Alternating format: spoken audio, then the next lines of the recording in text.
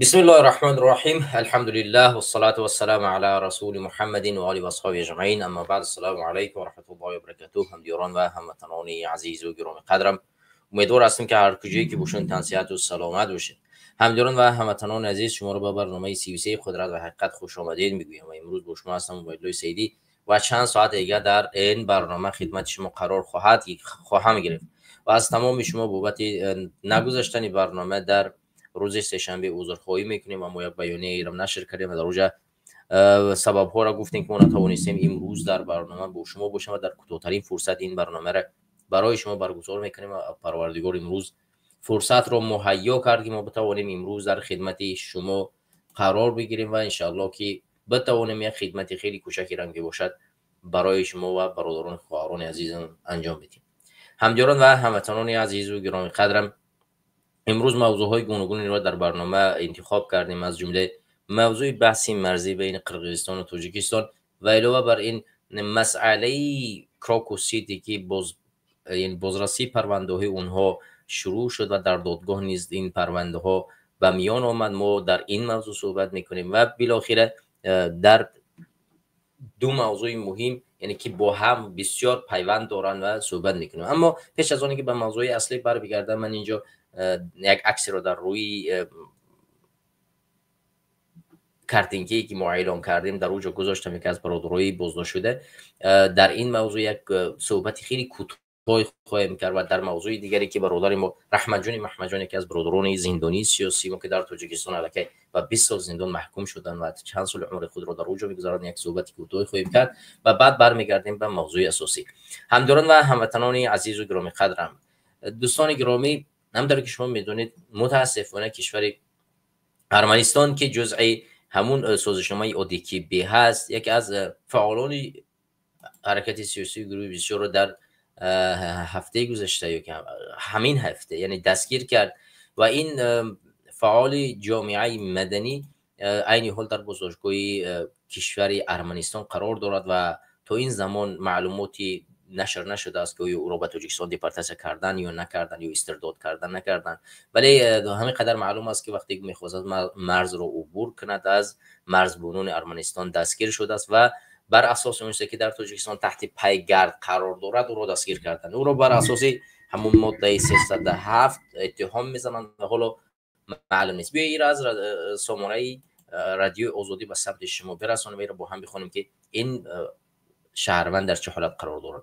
بازداشت یک نماینده مخالفان تاجیکستان در مرز ارمنستان.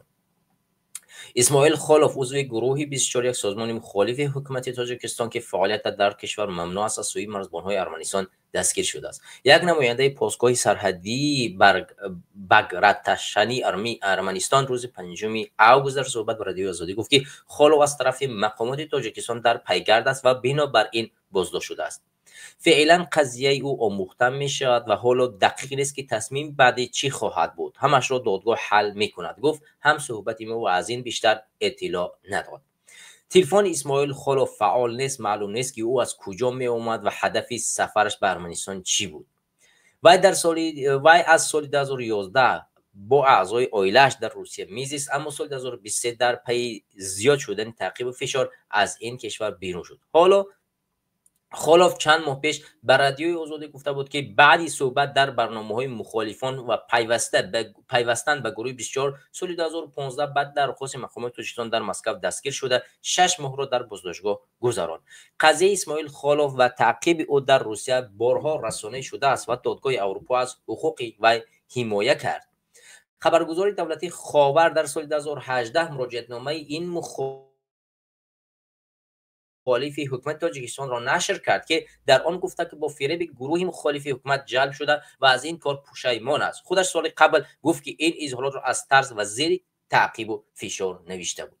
همونطور که شما میبینید دوستان گرامی و هموطنان عزیز، اسماعیل خالف در ارمنستان دستگیر شد. این شخصی است که در سال 2014 بعد از آنی که مخالفان تاجیک با صدای یعنی عمر علی قواتف شهروندان عادی تاجیکستان میتونید با صدای مرحوم عمر علی قواتف به میدان برخاستن و در میدان دعوت ها رو آغاز کردن و اینجا جوانان خیلی زیادی با صدای عمر علی قواتف لبیک گفتن و با میدان برآمدن، در تظاهرات ها اشتراک کردن، در نشست ها اشتراک کردن و صحبت های گوناگونی در رادیو کانال زیلو داشتن و این باعث کرد که حکومت تاجیکستان خطری را احساس کند و در پیگرد بین المللی تمام این اشخاصی که در این نشست ها اشتراک میکنند که در زیر صحبت میکنند انجام میدهد و این باعث کرد که خلوف در همون سال، یعنی سال 2000 اگر اشتباه نکنم 14 بود 15 بود، دستگیر شد و 6 ماه در زندان شد. 6 بعد از اون برآمد پناهنده سیاسی این کشور را به دست آورد و موقتا در اون کشور زندگی میکرد تا اینکه که فشارها زیاد شد و همونطوری که شما در رادیوی آزادی خواندید با فشارهای تاجیکستان داده شد و بعض از موقع در مقابل مخالفان نیز صحبت‌های انجام میداد، زیرا فشارها در روسیه بسیار بسیار پرزور شده بود و بالاخره یک مصاحبه را انجام داده بود با همونطوری که در رادیو آزادی نشر شده است با خاور یکی از رسانه‌های دولتی حکومت تاجیکستان است که او پیوسته از مقامات تعریف میکند و موقعی رسمی حکومت را چکار میکند بازنشر میکند و این رسانه سالهاست در خدمت حکومت امامی رحمان و در خود یعنی خانواده خدمت خانواده امامی رحمان قرار گرفته است و او رسانه از این نفر یک مصاحبه میگیرد و اون مصاحبه را چکار میکند به فایده خودشان نشر میکند که گویا از جانب حرکت سیاسی گروه بسیار این انسان به گمراهی کشیده شده بود و این نفر فریب خورده است. ولی بعداً وقتی این نفر از روسیه را ترک کرد، بعد از اومدن به کشورهای امن، در کشورهای امن در اونجا ذکر کرد که اون مصاحبه زیر فشار مقاماتی تاجیکستان بود و اگر این مصاحبه را انجام نمیداد و اون حرفایی که در مقابل حکومت در مقابل مخالفان بود نمیزد، او باعث میگشت که ایرا به تاجیکستان استرداد کنند و به همین سبب چیکار کرد این حرف رو در اونجا زد. و حالا من نمیدونم در کدام کشور قرار داشت و چرا این نفر سفر کرد به ارمنستان، ولی می شود تحلیل کرد، پیشگویی کرد که این نفر در کشورهای نزدیک کشور ارمنستان قرار داشت و شاید با اسنادهایی که در کشوری همسایه ارمنستان و در کشور دیگه مشکلات داشته است و به همین اساس فکر میکنم که به کشور ارمنستان سفر کرد که کشور ارمنستان میخوشت همونطوری که شما میدونید عضو ODKB هست و یک نفر رو دستگیر کرد. حالا قضیه این نفر معلوم نیست که قضیهش تا کجا ادامه می آورد، ولی همینقدر ما میتونیم بگیم که ما امیدواریم که کشور ارمنستان که امروز مخالف تمام اون دادگستری که در روسیه است، در تاجیکستان است، در کشورهای عضو ODKB هست، این باعث می‌کند که این مخالف تاجیک رو به تاجیکستان استرداد نمی‌کند و او را رها می‌گرداند. ما از اینجا نیز طلب می‌کنیم که کشور ارمنستان در کوتاه‌ترین فرصت به حق این نفر رسیدگی کند و این نفر رو همچون یک پناهنده سیاسی معرفی بگرداند و از بازداشتگاه رها بگرداند، زیرا در صورت بازگشت به تاجیکستان معین مشخص است که زیر فشار و شکنجه قرار خواهد گرفت و به زندان طولانی روانه کرده خواهد شد. و همین اساس ما از تمامی سازمان‌های جهانی و کشورهای بالقدرت و دیگر کشورهایی که با نفوذ هستند در جامعه در جهان طلب میکنیم که فشار حد اکثری بر ارمنستان و تاجیکستان بیارن که این نفر در کوتاه‌ترین فرصت آزاد شود و به نزد خانواده‌اش که بسیار خانواده کنان هم دارد به اون بر بگردد. این بود دوستان گرامی در قضیه اسماعیل خالوف که همونطوری که من گفتم برای شما یک معلومات کوتاه خواهیم داد. برمیگردیم به موضوع دیگری که با ما ربط دارد، موضوع دیگری که ما گفتیم خیلی کوتاهی در این موضوع صحبت میکنیم. این موضوع قضیه رحمت جان محمد جان است، یک از دوستای نزدیک من، یک از برادران، یک از کسانی که بسیار من احترام خاصی دارم و عکسای زیادی را با هم داشتیم و شناسایی ما با رحمت جان محمد جان خیلی یعنی وقت دارد و ما واقعا با رحمت جان محمد جان با هم یعنی در مسکو آشنا شدیم و در مسکو با هم مبارزه بردیم. بعداً بارها من رحمت جان محمد جان رو در خارج کشور بازم دیدم و خب ملاقات‌های زیادی داشتیم با ایشان، ولی به هر صورت بعد از این مشکلاتی که متاسفانه آمد و رحمت جان محمد جان دزدیده شد و به تاجیکستان برده شد. حالا رحمت جان محمد جان در زندان تاجیکستان بعد 20 سال زندان محکوم کرده شد. رحمت جان محمد جان متاسفانه از جانب کشور فدراسیون روسیه به تاجیکستان نه تنها اینکه استرداد کرده شد بلکه فروخته شده بود. ما یک بیانیه نشر کردیم در سامانه رسمی سازمان جهانی برای تاجیکستان که من این سامانه رو، این بیانیه رو در اینجا من برای شما میخوانم و فکر میکنم که این دیگه به این اکتفا بکنیم، چون این بیانیه بسیار من نشستم تلاش کردم زحمت بکشم این بیانیه رسیدم تو اینی که برادر ما امروز روز داشت، یعنی روزی که ما را نشر کردیم. من میخوام که هیچ وقت یک زندانی سیاسی و کسی که مخصوصا جوانایی که برای این ملت، برای این کشور جان فدایی میکنن و زن و همسر و یعنی فرزند ندارن و اونها پشت پنجره میرن بیشتر گفته شود، زیرا اونها واقعا نیاز به اونی داشتن که بتوانند در یعنی اولین نقطه زن بگیرن، یعنی فرزند داشته باشن، حد امکان آینده نسلشان ادامه کند، ولی به خاطر این ملت اون رو نگاه نکردن، مبارزه بردن. خب بیا این بیانیه رو میخونیم و برمیگردیم بعد ان به موضوع اساسی که ما داریم. امروز نه تنها روز تولد یک انسان، بلکه روز تولد یک روحی بیدار، یک وجدان زنده و یک جوانمرد آزاداندیش است. او جوانی بود که با صدای حق سخن گفت، با عدالت راه خود را ساخت و با آرمان آزادی و مبارزه برخاست. ولی مکافات راستقلی و جسارت چی بود؟ دزدیده شد و با محاکمه ناعادلانه سپریده شد. پاسپورت فدراسیون روسیه‌اش باطل کرده شد و با 20 سال زندان محکوم کرده شد. سازمان جهان برای تاجیکستان این پرونده را نه تنها یک پرونده سیاسی می‌شمارد، بلکه یک خیانت رویراست از جانب دولت روسیه نسبت به شهروند خود می‌شمارد.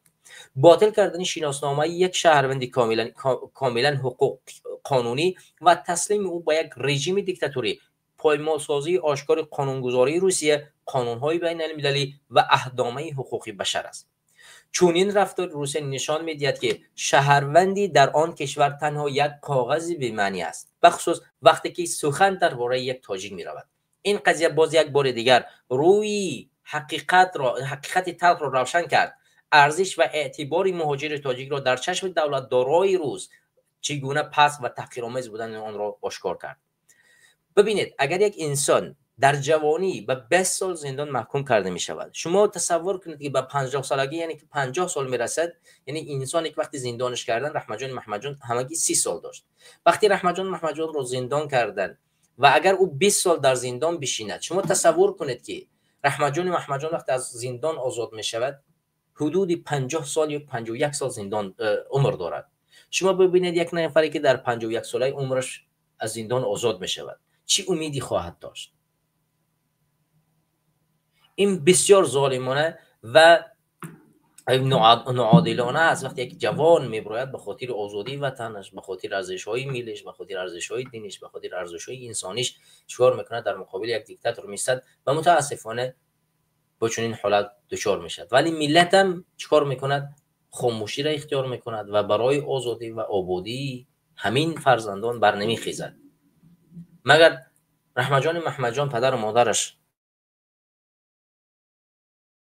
فرزندشان برایشان عزیز نبود؟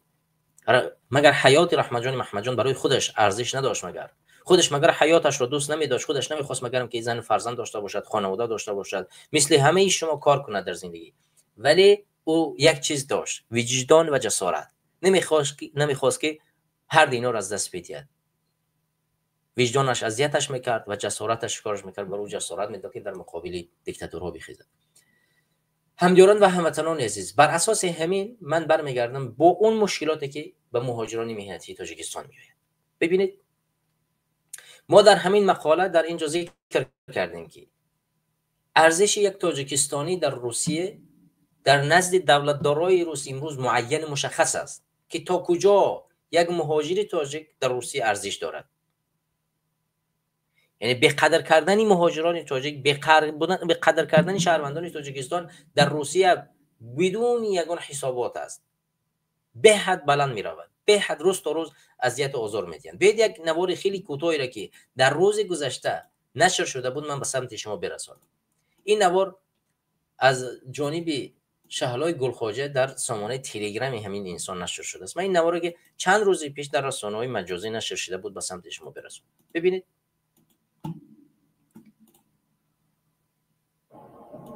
این نواری است که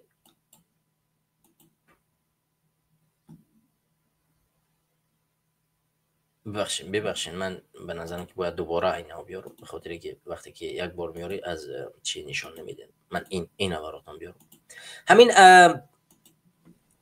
نواری که در روی اکران خود میبینید، این نوار چند روز پیش، یعنی همین هفته در سامانه‌های مجازی نشر شد و کارکنان امان روسیه با یکی از تشکیلات‌های خودنامی روس کیمیر و یا اینکه نمیفهم نجات پرستای روس با هم چیکار کردن؟ به نزد مهاجران مهنتی تاجیکستان رفتن و اونها را چیکار کردن؟ دستگیر کردن و برخورد اونها را با مهاجران مهنتی ببینید شما.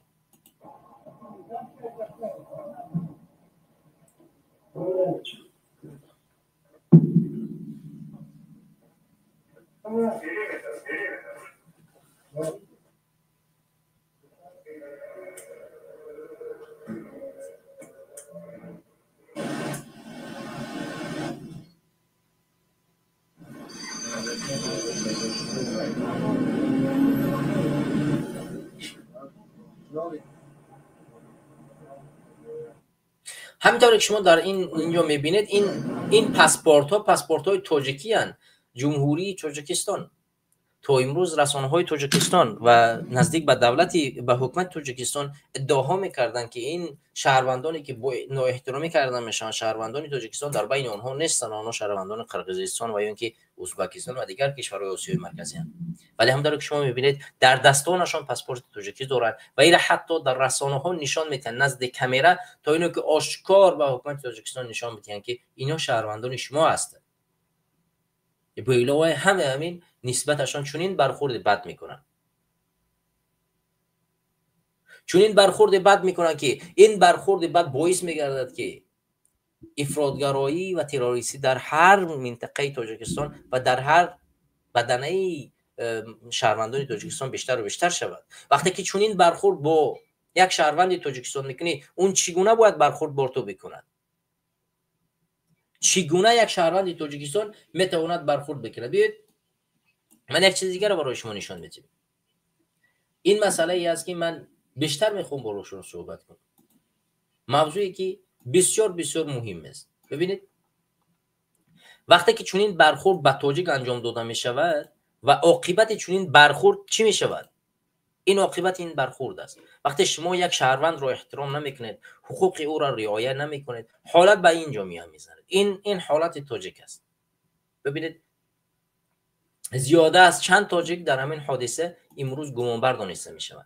این مقاله بسیار مقاله عمیقی است که نشان میدهد که فشار حد اکثری روسیه بالای مهاجران مهنتی تاجیکستان و علاوه بر این فشار حکومت جمهوری تاجیکستان به همین مهاجران مهنتی باعث میگردد که اینو خودشون چیکار بدونن؟ جزئی همون پس زده، یعنی پسترین انسان ها و شهروندان بدونن که در جهان وجود دارند و مخصوصا در فدراسیون روسیه. این باعث میگردد که همون افراطگرایی، همون بدبینی نسبت دیگران پیدا میشد و اون کسایی که امروز میخواهند تاجیک را نامش رو پس بزنن از همون عقیده نازک که اینا استفاده میکنن و اینها رو میبرن چیکار میکنن؟ دچار خودکشی و دچار چی میکنن؟ بیا این نفر رو ما این قضیه رو ما از رادیو آزادی گوش میکنیم. خبرگزاری دولتی تاس میگوید از بس که تعداد حاضران در مرافعه زیاد است، آن در تالار بزرگ دادگاه شهر مسکو صورت میگیرد. در حمله تروریستی به کراکوس در کنار مسکو در روز 22 مارس صدا خوب است برادرو؟ 149 نفر کشته. صدا خوب است برادرو؟ خبرگزاری دولتی تاس میگوید از بس که تعداد حاضران در مرافعه زیاد است، آن در تالار بزرگ دادگاه شهر مسکو صورت میگیرد. در حمله تروریستی به کراکوس در کنار مسکو در روز 22 مارس سال 2024 149 نفر کشته و 609 کس دیگر مجروح شدند، ولی شماره عمومی آسیب دیدگان تا 2000 نفر اعلام می شود. مقامات انتظامی روسیه دلیرجان میرزایف، محمد صابر فیضوف، فریدون شمس‌الدین و سید اکرم رجب‌علی زاده 4 مهاجر تاجیک را عاملان اساسی حمله نامیده، گفتند که آنها عضو حلقه خراسانی گروهی دولت اسلامی هستند و با امر و فرمان این گروه و همدستی خدمات مخصوص اوکراین به تالار کنسرتی کراکوس وارد شده به سوی مردم تیراندازی کردند. اوکراین این ادعا را رد کرده است. مفتشان روس همچنین مهاجران تاجیک را گمانبر می‌دانند که قصد داشتند در شهر کاسپیسکی داغستان هم به یک مرکز تفریحی حمله کنند. ادعای نویدی از پرونده بیرون آمده است. شیوه بازداشت بیرحمانه 4 مهاجر تاجیک بعد حمله این شبهه و گمان را برانگیخت که شهروندان تاجیکستان را عذاب و شکنجه دادند تا گناه ناکرده را به گردن بگیرند. ماموران امنیتی روسیه وقتی بازداشت مهاجران تاجیک گوش یکی از آنها را بریده مجبورش کردند که آن را بخورد و تن دیگری برق ماندند و سومی را به حدی زده بودند که او را در اراضی معیوبان و بیهوش و بیاد به دادگاه آوردند. گمانبر دیگر با سر و روی سیاه و ورمیده از سلوفان در گردن داشت که عمدتاً برای نفسگیر کردن استفاده میبرند. گنادی گودکوف، افسر سابق کگب و وکیل مردمی سابق روسیه با اشاره به این شکنجه متهمان گفته است که به آنچه که مقامات روسیه میگویند باور ندارد. به اعتقاد من در پس همه این خدمات مخصوص روسیه ایستاده است که میخواست جامعه را به نوعی بترساند، اما چیزی شد که خودشان نمیخواستند. من باور نمیکنم که این را یک گروه تاجیکان انجام دادند که از طریق اینترنت آنها را کیرا کردند. روز 4 آگوست در نشست خبری وکالتدار حقوق انسان در تاجیکستان از او پرسیدند که آیا نمایندگان آنها در محاکمه حضور خواهند داشت؟ اگر bu müracaat önemli olduğunu bunu şöyle müracaat است اوضاع است شاید باید در شرطی که اگر در آن کجا حاضر باشیم.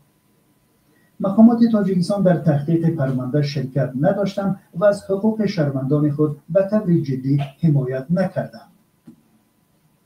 خب دوستان گرامی، این نقطه بسیار مهم است. شما یک بار ببینید، این نقطه بسیار مهم است که در همین مرافعه از حکومت تاجیکستان هیچ گونه شخص اشتراک نکرد، یگان نفر. ببینید اینجا چند نقطه رو ما از رادیوی آزادی که در اینجا نه گفتن ما خودمون میخوانیم، زیرا اونا زیادی چیزها رو در اینجا در نوار نگفتن، چون ما بیشتر خوبتر میخوانیم. خب ببینید در اینجا کریم جان یوروف، حقوق شناسی تاجیک چی میگوید؟ ببینید کسی که از حقوق مهاجران صلح دفاع میکند و این مسئله رو از اونجا میگه. اگر حادثه کراکوس سیتی رخ نمیداد، بعد حمله به کراکوس سیتی هال در روسیه موج مهاجر بدبینی بالا گرفت. چندان قانون‌های ضد مهاجرتی قبول شد، از جمله تحصیل فرزندان مهاجران را در مکتب‌ها محدود کردند، یعنی منع کردند، کمتر کردند. با گفته حامی حقوق کریم جان یاروف، بسیار از شهروندان تاجیکستان از روسیه می‌روند چون زندگی و کار خطرناک شده است. یاروف گفت در کشورهای دموکراتی این حالت هیچگاه رخ نمی‌دهد. اگر نشان داد در زیر شکنجه گرفته شود آن اعتبار ندارد، ولی در روسیه این گونه نشانداد را قبول دارد. من این آدمان را حمایت نمی کنم، نمیدانم آنها گناهکارند یا نه، ولی در کشورهای درست و متمدن شکنجه منع است. شخصانی که همچون شریک در جنایت نامبر شدند، هر کسی می توانست در جای آنها باشد. آنها را گناهکار می دانند که در هر یک قهوه‌خانه در بازار همراه تروریستان احتمال خوراک خوردند. در ما همین خیل قبول شده است که به همدیگر سلام می‌دهیم. حتی آنها گناهکار دانسته می‌شوند که به این افراد خانه اجاره دادند. نفران بازداشت شدند که به اینها ماشین فروخته است. کدام آدم سالم فکر ماشینش را برای انجام چنین عملی تروریستی می‌فروشد؟ برای چی مالک کراکوس سیتی هال جناب اگلاروف مسئولیت هلاکت این قدر آدم را به دوش نمیگیرد؟ درها بسته بودند، دستگاه‌های شمالدهی کار نمیکردند، پاسبانان نبودند. در حالت‌های مقرری در وقت گذرانیدن کنسرت کارمندان پلیس به سلاح می‌ایستند. برای چی آنها نبودند؟ و اینکه چرا از این نزدیکترین شعبه کارمندان پلیس نآمدند؟ من میدانم که در نزدیک تالار شعبه خرد پلیس است. برای آنکه چند مراتب آنجا بودم، من حس میکنم که متهمان را در این کار سیاه استفاده کردند. ببین این نقطه بسیار مهم است. وقتی که یک نقطه ها را ذکر میکنند، این مسئله ها را باید شما بررسی کنید و تحلیل کنید و ببینید که چرا چنین میشود. ببینید میگه که برای چی مالک کراکوس سیتی هال جناب اگلاروف مسئولیت هلاکت این قدر آدمان را به دوش نمیگیرد؟ سبب دارد. چرا مالک همین نفری که همین ساختمان را اجاره اش رو میگیرد و این نفر اینقدر باید در اونجا آدما رو جمع، چرا باید محافظ نیارد؟ در کجا بودن؟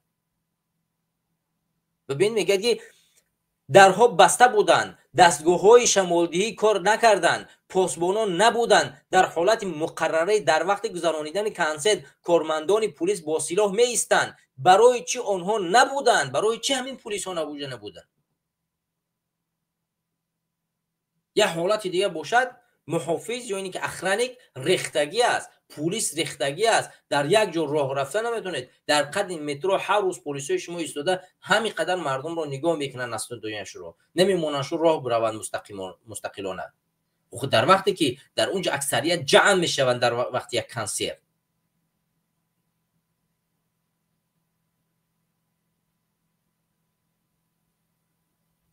کی باید پاسخگوی این چنین حالت ها باشد؟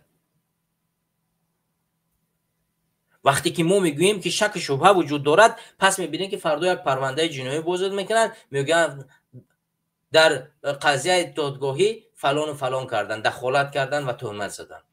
ولی شما بیاید اثبات کنید که چنین نیست. شما بیاید از کامراهای نظارتی نشان بدهید که در اونجا اخرانیکا و پلیس ها وجود داشتن. شما بیاید نشان بدهید که پلیس ها از نزدیکترین اداره پلیس به اونجا آمدن. شما تکنولوژی پیشرفته داره، شما میتونید این چیز را برای ما اثبات بکنید اگر بخواید. پس بیاید اثبات کنید. اگر در بابت مهاجر بدبینی، این چیزها همیشه در روسیه بود، ولی بعد حمله به کراکوس به طور نظررس زیاد شد. بسیاری ها تلاش میکنند که یگانه راه دیگر یابد. بسیاری ها از مهاجرت به اروپا میروند، یک قسمشون به امریکا میروند، ولی باز یک قسم زیادی توکل میکنند. کره جنوبی با یک مکان مشهور تبدیل یافته است و بسیار آدمان حالا در قزاقستان کار میکنند. در آنجا الکی بیش از 1 میلیون مهاجر مهنتی هست. مناسبت با مهاجران در روسیه همیشه بد بود و اگر حادثه کراکوس رخ نمیداد، مقامات باز یگان راه دیگر را فکر میکردند. یعنی باز هم کوشش میکردند که به جای کراکوس یک راه دیگر را بیاندازند و مهاجران تاجیک رو پس بزنند و کار کنند که همین بدبینی نسبت مهاجران مهنتی تاجیک پیدا شود و اینا را چکار کنند؟ از اینجا به درغه کنند. چرا چنین میکنند؟ اساس دارد. در اینجا این کارشناس نتوانست زیادی مسئله ها را بررسی کند، ولی زیادی مسئله های دیگری است که به ما تاجیکا ربط دارد. مسئله های دیگری که به ما ربط دارد که در اینجا گفته نشد، مسئله ای است که این بعد از کراکوس سیتی مهاجر بدبینی، تنگ کردنی مکان جای کاری مهاجران و زیست آنها در فدراسیون روسیه زیاد شد و این باعث گشت که زیادی مهاجران را چکار کنند؟ پشت پنجره بکشن ببرند و از پشت پنجره بردن چکار کنند؟ به جنگ اوکراین بکشونن ببرند. و یا اینکه فشاد حد اقلی را نسبت اینها زیاد بیارن که چکار کنن؟ بروند در جنگ در اونجا دست طرفداری روسیه بجنگن. تمام اساس ها مجبور ساختن مهاجران مهنتی است تا اینه که همچون یک چوب برن در جنگ اوکراین این مهاجران را استفاده ببرن. امروز زیاده از 10,000 تاجیکستانی میرود در جنگ اوکراین می جنگد از طرف روسیه. همه اینها از کجا آمدن؟ چرا اینها همشون میرن در اینجا می جنگن؟ اساس دارد. اینا به اختیار خود نرفتن، چون بالای اینها فشار آورده شد. یکی اش رو گفتن که اگر تو نمیروی شهروندیت رو باطل میکنیم، جای کارت رو میگیریم، زن و فرزندت رو دپارتیسه میکنیم، خانه ات رو میگیریم، مال و ملک اموالت رو میگیریم. دیگریش رو گفتن که بیا تو برای 5 ماه 6 ماه بجنگ، ما تو رو از زندان رها میکنیم. دیگریش رو گفتن که اگر تو این کارو نکنی ما برادرت رو به قتل میرسونیم و به فلان و بسمدان میکنیم. به هزار بهانه های گوناگون تاجیکا رو بردن در اینجا چیکار کردن؟ در جنگ گرفتار کردن.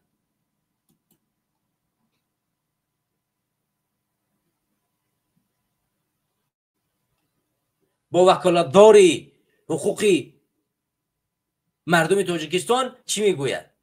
میگوید اگر از ما دعوت کرد، تو کی باید دعوت کند که باید بره در اینجا اشتراک کنی؟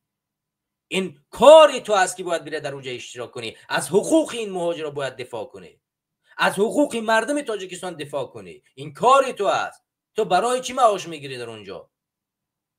تا اینه که هر 6 ماه بعد یک بار بیای بشینی و یک خبر بدی که در اونجا گزارش بدی که من اینجا نشستم و هستم و حضور دارم. حضور بودن تو برای مردم مهم نیست، کار کردن تو برای مردم مهم است، عمل کردن تو برای مردم مهم است. معاش این مردم رو که میگیری، پول این مردم رو که میخوری.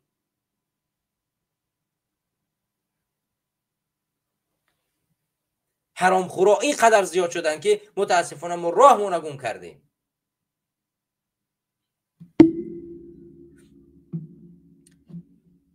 این اکمین موضوع بود که ما در برنامه، من فکر میکنم که هر یک موضوع 30 دقیقه کافی است که در بارش صحبت کنیم، چون اگر موضوع ها را زیادتر طولانی تر صحبت کنیم و امکان داره که خسته کننده باشد و حرفای زده شود که اون حرفا ناجا باشد. ولی به هر حال از همه برادران و خواهران خواهش میکنیم که تمام تلاش و کوشش ها را بکنید که در وطن جایی که برای خودتان تامین کنید و به وطن بر بگردید و در کشورهای خارج از جمله در فدراسیون روسیه زیاد زندگی نکنید و کوشش تلاش کنید که همون امکانیتی که دارید از همون امکانیت استفاده کنید و چند پول را برای خود جمع بکنید و برید در تاجیکستان یک تجارت است، یک راه دیگه راه اندازی بکنید و در وطن خودتان کار بکنید و حد یک امکان نتوانید به کره جنوبی و ژاپن و دیگر کشورهایی که برای شما میتوانند کار بهتری تامین کنند به اون کشورها در اون مهاجرت کنید. خب کشوری بریتانیای کبیر، آلمان، امریکا امروز هم بسیار مهاجران مهنتی تاجیک را قبول میکنند و میشود به راههای گوناگون به این کشورها اومد کار کرد. پس راههای دیگر را بیاموزید، ولی در فدراسیون روسیه زیر ظلم و ستم قرار نگیرید که این عاقبت خوبی ندارد و همطوری که شما میبینید عاقبت اینها فقط شأن و شرف ملت رو پس میکنند و شما را به قربانی میبرند، میرسونند که قربانی جنگی و ارزش های همین مردمی فدراسیون روسیه خواهید شد. این چند نقطه بود که در موضوع اول ما دوستان و هموطنان صحبت کردیم و انشالله که برمیگردیم به موضوع دیگه که ما گذاشتیم. مسئله دومی که ما برادران و خواهران عزیز و گرامی قدر صحبت میکنیم موضوع مرزی است. موضوع مرزی داغ شد. بعد از اون داغ شد که در 6 ماه سال اول ما دیدیم که فعالیت های بعد از اون که علامت گذاری در مرز نقطه گذاری کرده شد و طرف ها به خلاصه اومدن که ما در تمام نقاط یعنی به خلاصه اومدیم حل فصل کردیم و هیچ جایی بحث برانگیز در مابین این مرزها دیگر وجود ندارد. و بعد از 6 ماه کاری که اینها با هم کار کردن و بعد از اون که دیگر باید سیمخوار میکشیدن حال جایی که بود راه سازی میکردن، 6 ماه گذشت و بعد از این 6 ماه ما دیدیم که در حساباتی که زیادی رئیسان، زیادی وزیران، زیادی اشخاصایی که تعلق داشتن به همین مرز حسابات دادن و این حسابات 6 ماهی که امالی رحمان خودش امضا کرده است که هر یک کارخانه باید 6 ماه پس مخصوصا اداره‌های دولتی باید گزارش بدهند و در همین گزارش‌های 6 ماهه‌شان با رسانه‌ها نشسته بودن. اخبارهایی نشر شد که ما امروز در موضوع در همین مورد صحبت خواهیم کرد. در اینجا ما می‌دونیم که قرقیزها یعنی حکومت قرقیزستان از پیروزی خود در علامتگذاری بسیار صحبت کردند و مخصوصا رئیس کمیته دولت امنیتی ملی قرقیزستان قمچیبک توشیف در پارلمان یک صحبت داشت و در اون پارلمان بسیار با یعنی خوشحالی ادعا کرد که ما توانستیم تاجیکستان رو قانع بگردانیم که اون خریطه سال 1924 که تاجیکستان در دست دارد اون خریطه اشتباه است و ما از خریطه های دیگری استفاده کردیم و زمین های خود رو پس گرفتیم. حالا طرف تاجیکستان با بعضی از اشاره ها ادعاها کردن که نه چنین نبود، ولی به هر صورت ما یک موردی یعنی رسمی از جانب تاجیکستان یعنی که معلومات داده باشند در دست نداریم و دقیقاً نمیدونیم که آیا واقعاً هم زمین های تاجیکستان بر اساس کدام خریطه امروز علامت گذاری کرده شدن و آیا زمین تاجیکستان به قرقیزستان داده شده است یا نه، این را دقیقاً تا امروز معین نکردن. ولی سر صداهای اخیر نشان میدهد که تا حال معین کردن جایها مشخص نیست و امروز هم بعضی از حالات ها بحث ها موجود هست و این میتواند بازم به یک ضد خوردی طرفو چیکار کنه بیارد برسوند.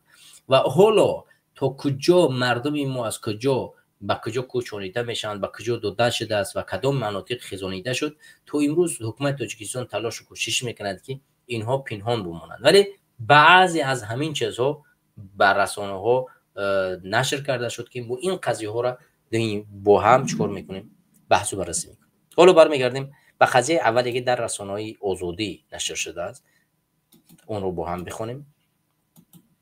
همونطور که شما میبینید رئیس ولایت سوق در این مورد کمی صحبت کردن. ما دیگر طولانی نمیریم بخونیم، از همین رادیوی آزادی ویدیویی که نشر کردن این ویدیو رو به سمت شما میرسونم.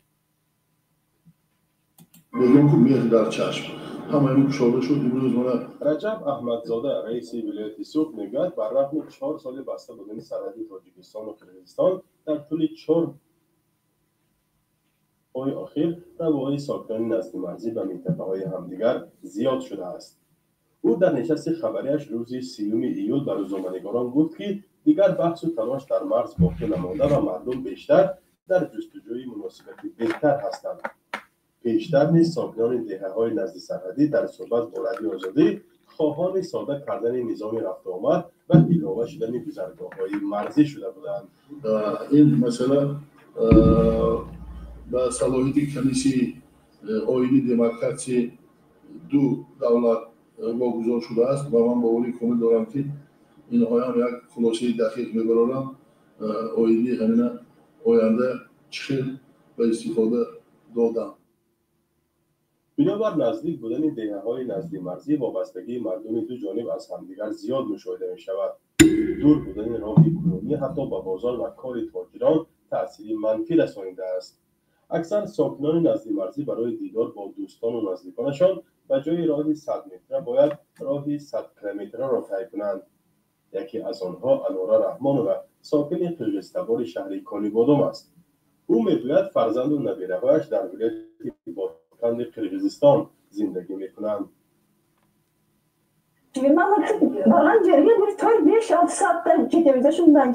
راه 20 دقیقه‌ای را ما 5-6 ساعت طی کرده به نزد پیوندانمان باید رویم. توسط گذرگاه قیرغاج در ناحیه جبار رسولوف میگذریم. من بعد گشودن مرزها نرفتم. شناسنامه خارجی را نگرفتم. کارمان را شده همراه همکارانم میروم.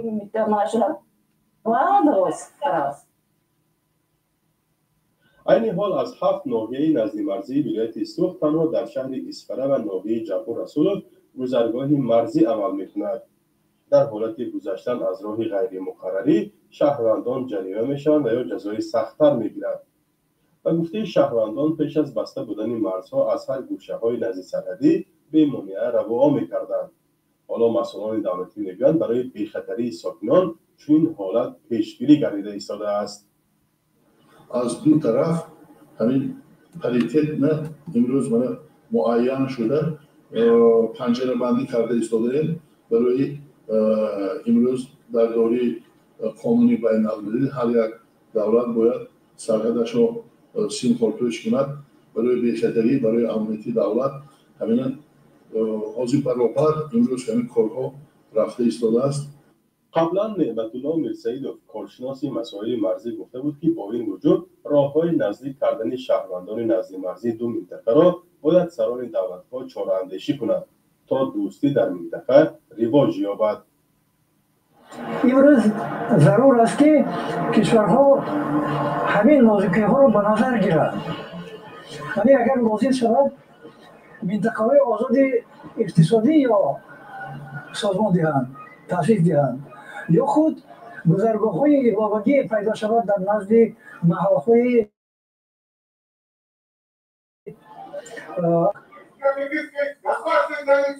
روز 13 مارس تاجیکستان و قرقیزستان پس از بحث‌های طولانی سازش مرزی را امضا کردند.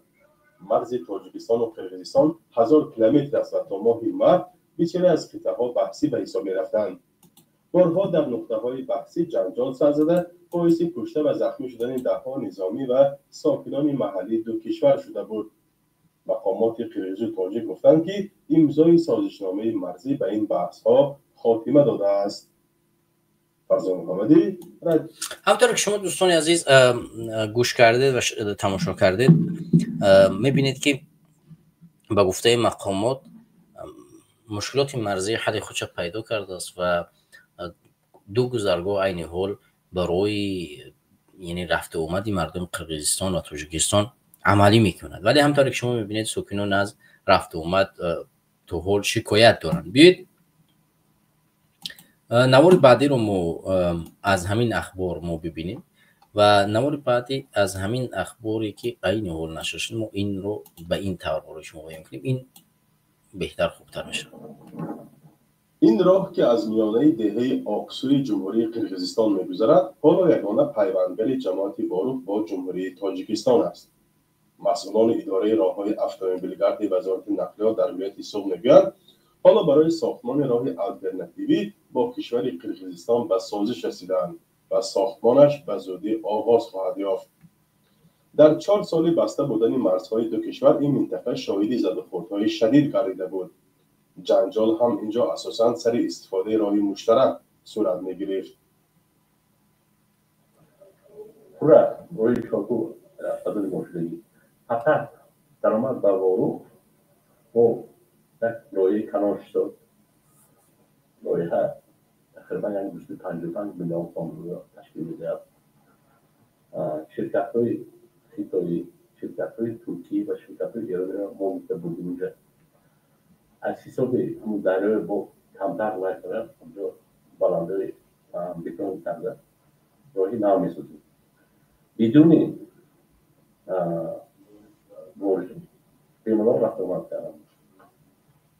یعنی به گفته ناصرزاده راه دهه خواجه علا و 4 راههای بحثی هم به حدود تاجیکستان گذشته فعلا ساکنان دو کشور از آن استفاده می‌برند.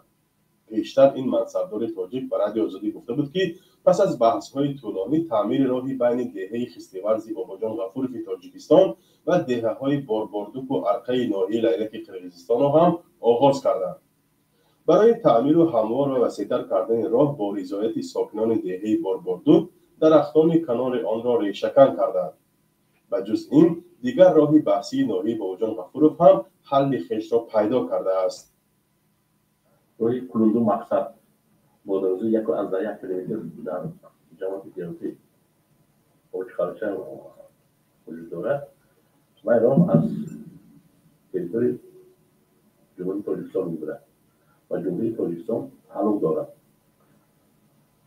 وقتی که سازشنامه به امضا رسید ما رفته و قرار حکومت جمهوری تاجیکستان در براتی همین کش 1.1 کیلومتر منفش کردن. ما با خرید یک دخل شد آن پول رو منبعث کردیم ایستادی وزارت نقل جمهوری تاجیکستان و آن را شهروندان قرقیزستان استفاده می‌برند. همین خیلی جای میده دیگر راهش هم نیست وجود داشته اما مجبور میشن در مورد پروموت.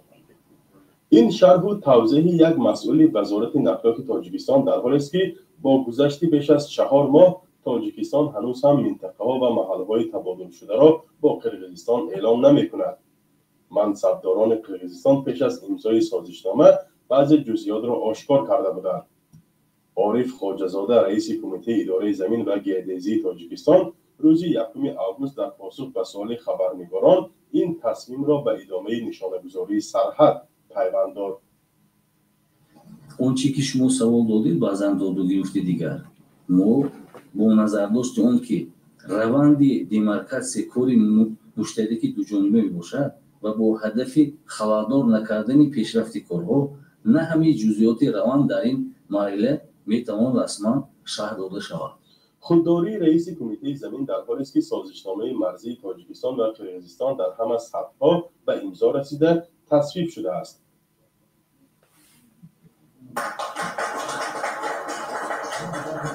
تاجیکستان و قرقیزستان بحثی بیش از 40 ساله مرزی و ارضی میان یکدیگر را پس از نزاع و درگیری‌های زیادی که از هر دو طرف ده‌ها کشته و زخمی بر جای گذاشت در بهار امسال با امضای سازشنامه دائمی حل کردند.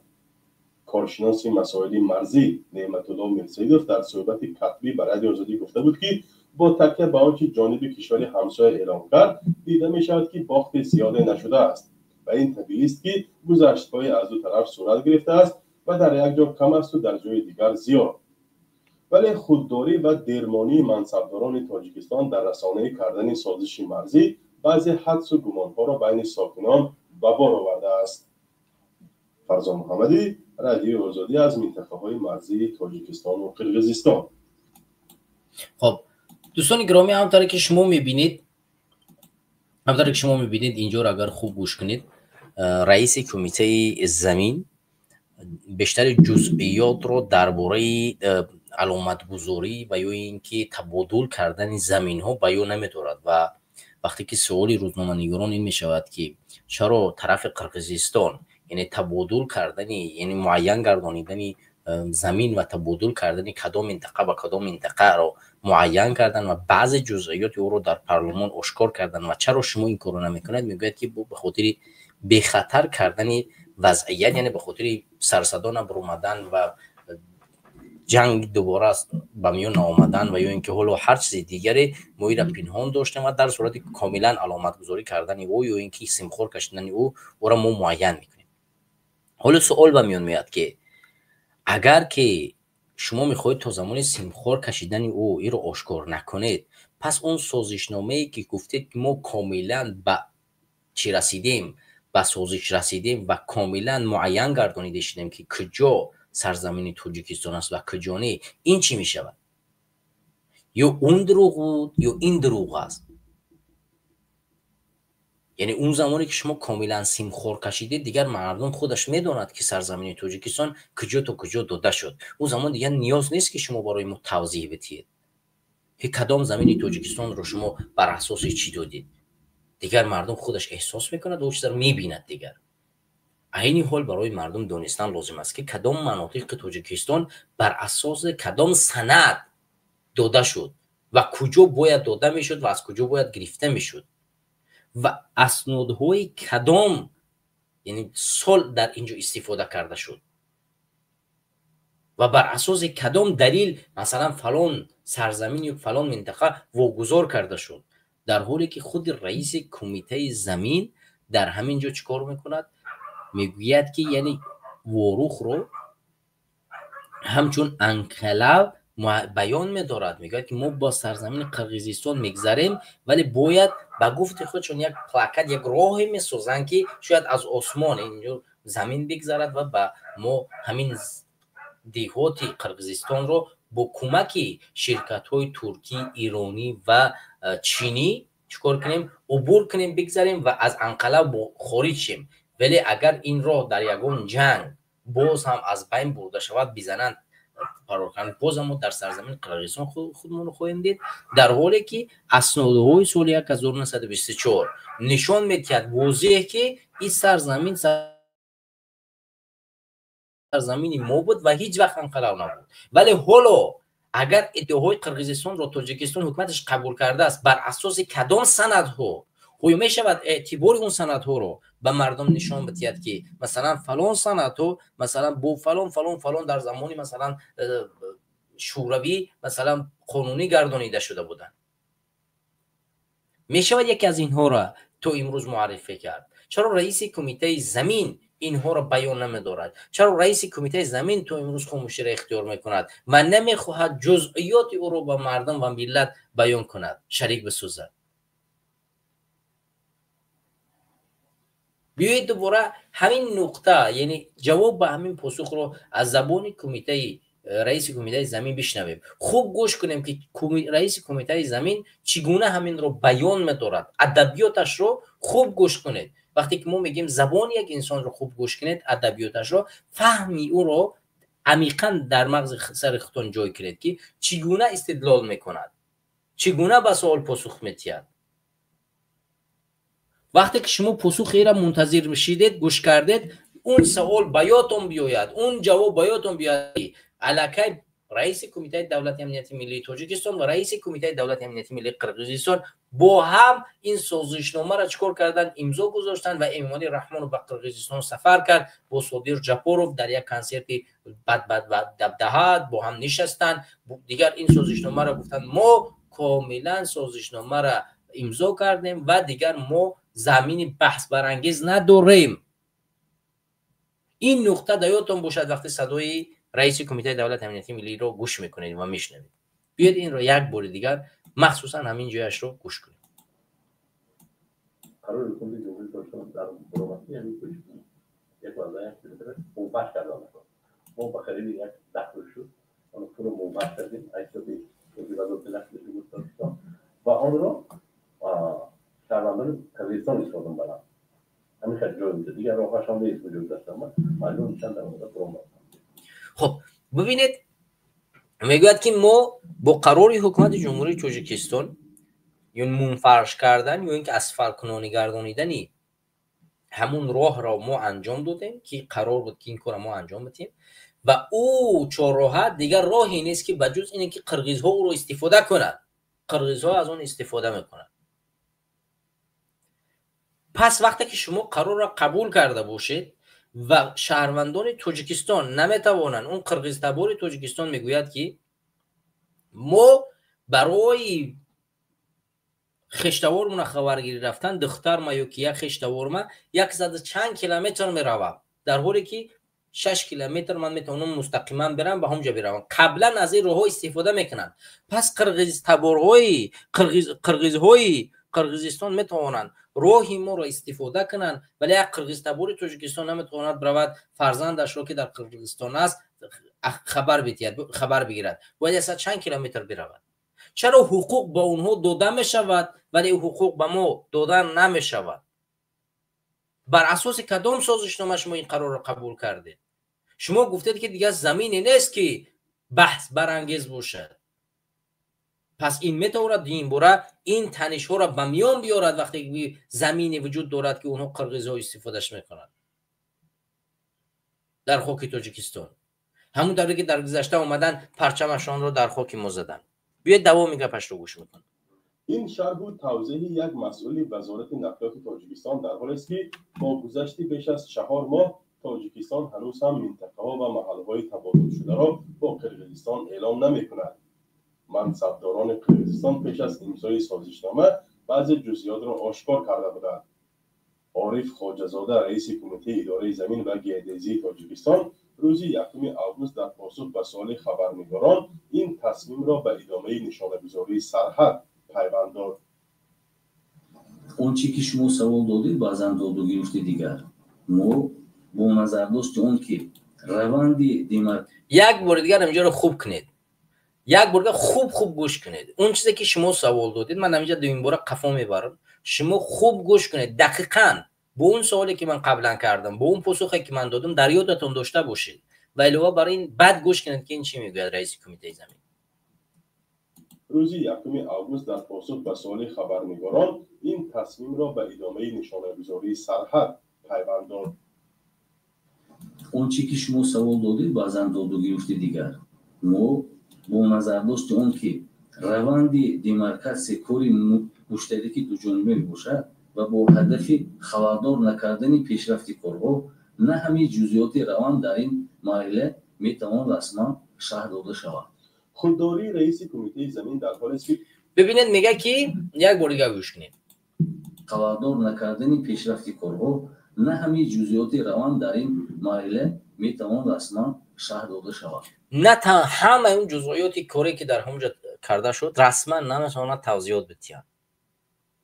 چرا؟ به خاطر روند خلل نگردانیدن روندی علامت گذاری. خب چی خلل میرساند؟ وقتی اگر شما واقعا زمین تاجیکستان رو داده باشید و خلل میرساند دیگه. در وقت سیمخور کشیدن هم که شما مجبورید زمین مردم تاجیکستان رو بکوچانید از اونجا به یک جای دیگر و هیچ چیز خودش خلل میرساند دیگر. این که میتواند به مردم همون منطقه ضربه بزند دیگر. حالا کاری شما کردید که نتیجه ندارد، گذرگاه‌های شما کم است، دیدید که به کسایی که میخواهند فرزندایشان رو نزدیکایشان رو بروند خبر بگیرن ضرر رسانیده ایستاده است. با جای 6 کیلومتر 100 کیلومتر 150 کیلومتر رفته ایستاده است. حالا کی ضرر رسانیده ایستاده است؟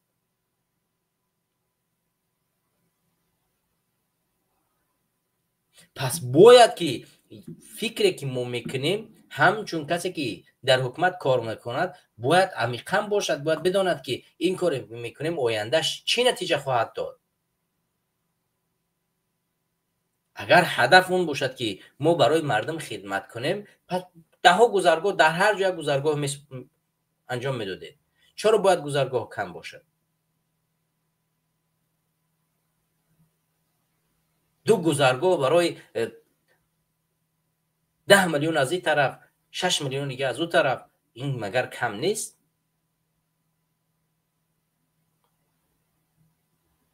این گونه نمیشود مبارزه بود، این گونه نمیشود در حکمرانی کرد، این گونه نمیشود. باید راست قبلی وجود داشته باشد.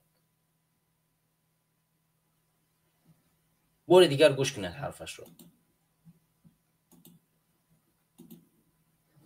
اون چی که شما سوال دادید بازم داد و گرفت دیگر، ما با نظرداشت اون که روند دیمارکاسیون کاری مشترکی دو جانبه باشد و با هدف خبردار نکردن پیشرفت کارها، نه همه جزئیات روند در این مرحله میتوان رسما شرح داده شود. میگه به خاطر که این روند دو جانبه می باشد، ما نمیتونیم تمام جزئیات او را رسما شرح بدیم. چرا رئیس کمیته دولت امنیتی ملی قرقیزستان در پارلمان کشورش جزئیات او را آشکار میکنند؟ چرا آنها حق آشکار کردن جزئیات رو دارن، حسابات دهی رو به مردم، به دپوتات هایشون دارن؟ چرا شما ندارید؟ رئیس کمیته دولت امنیتی ملی قرقیزستان مگر یگان کسی کلانتر دیگه ای است که حق دارد و شما حق ندارید؟ یا که شهروندان قرقیزستان کسای دیگری هستند که اونها حق شنویدن دارن و ما نداریم؟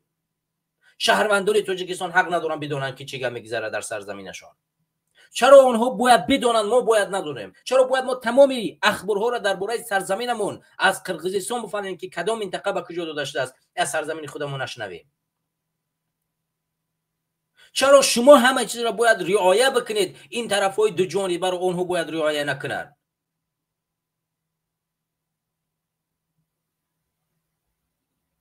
شما ایشان باید شرح بدید که رعایت دو جانبه میشود. وقتی رعایت یک جانبه باشد چی لازم است به ما رعایت کردنش؟ از اون طرف که رعایت نمیشود، پس شما را هم کمی توضیح بدید، حد امکان در سطح همون بختون اجازت بدید دیگر.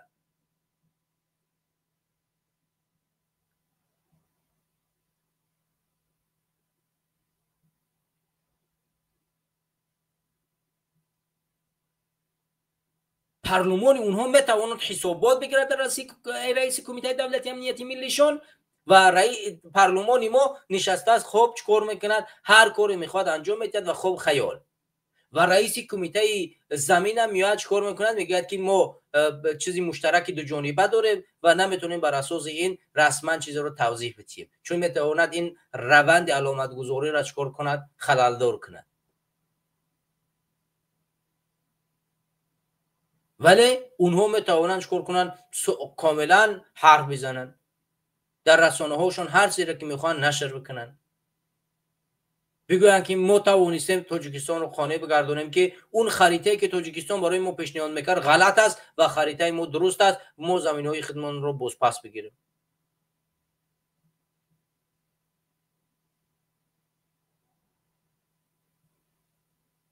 و منطق در کجا است پس؟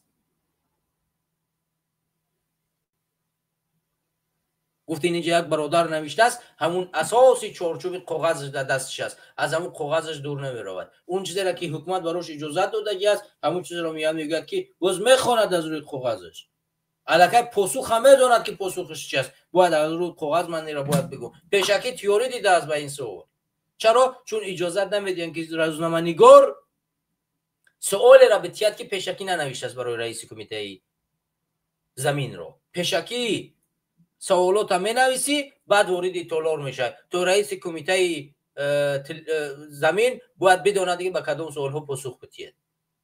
برای همین پاسخ نوشتگی تیار، مثل سوال نوشتگی تیار چیکار میکند؟ پاسخ میدهد. بیا یک بار دیگر ببینید که از روی همون کاغذ هم که حالا درست نمیخواند، به هر صورت بیا یک بار دیگر هم گوش کنید. با قرقیزستان اعلام نمیکند. منصبداران قرقیزستان پیش از امضای سازشنامه بعضی جزئیات را آشکار کرده بودند. عارف خواجه‌زاده رئیس کمیته اداره زمین و گردیزی تاجیکستان روز 1 آگوست در پاسخ به سوال خبرنگاران این تصمیم را به ادامه نشانه‌گذاری سرحد پیوند داد.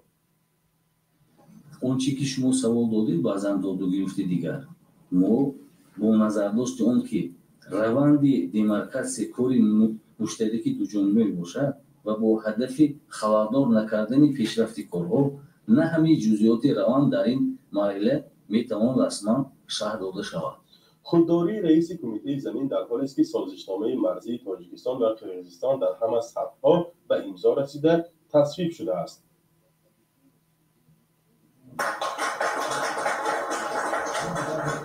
تاجیکستان و قرقیزستان بحثی بیش از 40 ساله مرزی و ارضی میان یکدیگر را پس از نزاع و درگیری‌های زیادی که از هر دو طرف ده‌ها کشته و زخمی بر جای گذاشت در بهار امسال با امضای سازشنامه دائمی حل کردند.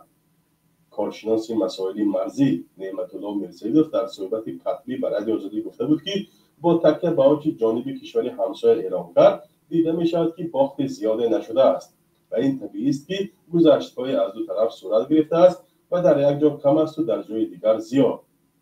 ولی خودداری و درمانی منصبداران تاجیکستان در رسانه‌ای کردن سازش مرزی بعضی حدس و گمان‌ها را بین ساکنان به بار آورده است. خب این چی را نشان میده دوستان گرامی و هموطنان عزیز؟ همونطور که شما دیدید متاسفانه این وضعیت با اون خلاصه میرسه که در سرزمین ما هر کاری که انجام داده می شود بر اساس اجازه یک نفر است. یعنی وقتی که یک سرزمین قرارش بر اجازت یک نفر است هیچ وقت پیشرفت نمی‌کند. یعنی در تاجیکستان امروزه فقط یگانه کاری که میکند امامعلی رحمانوف هر اجازتی را که میدهد تمام زیر دست و همون کار انجام میدهد. شاخه‌های مستقلی تاجیکستان کار نمیکند. مثلا شاخه سعودی کار نمیکند، شاخه پارلمان یا قانونگذار کار نمیکند.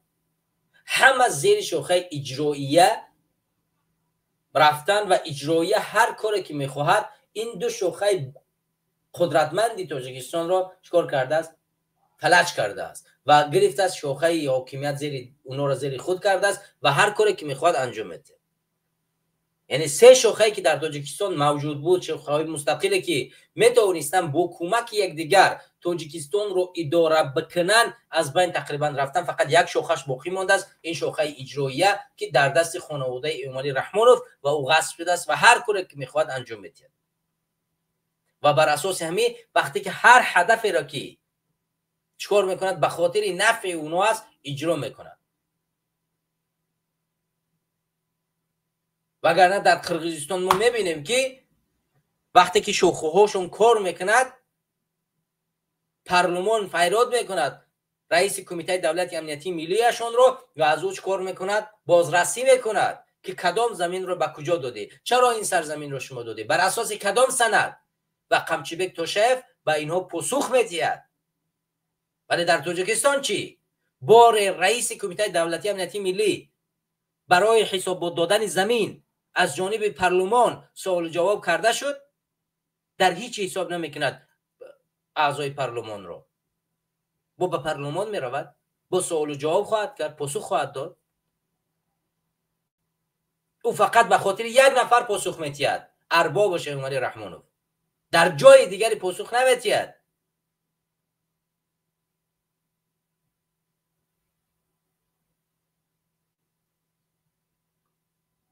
شما بیا بگویید که عبیدالله سعیدی برادر شما اشتباه میکنید، رئیس کمیته دولتی امنیتی ملی آمد برای علامت گذاری و برای تعیین کردن مثلا تصدیق کردن همین سندها فلان خریطه را استفاده کرد و در پارلمان حسابات داد.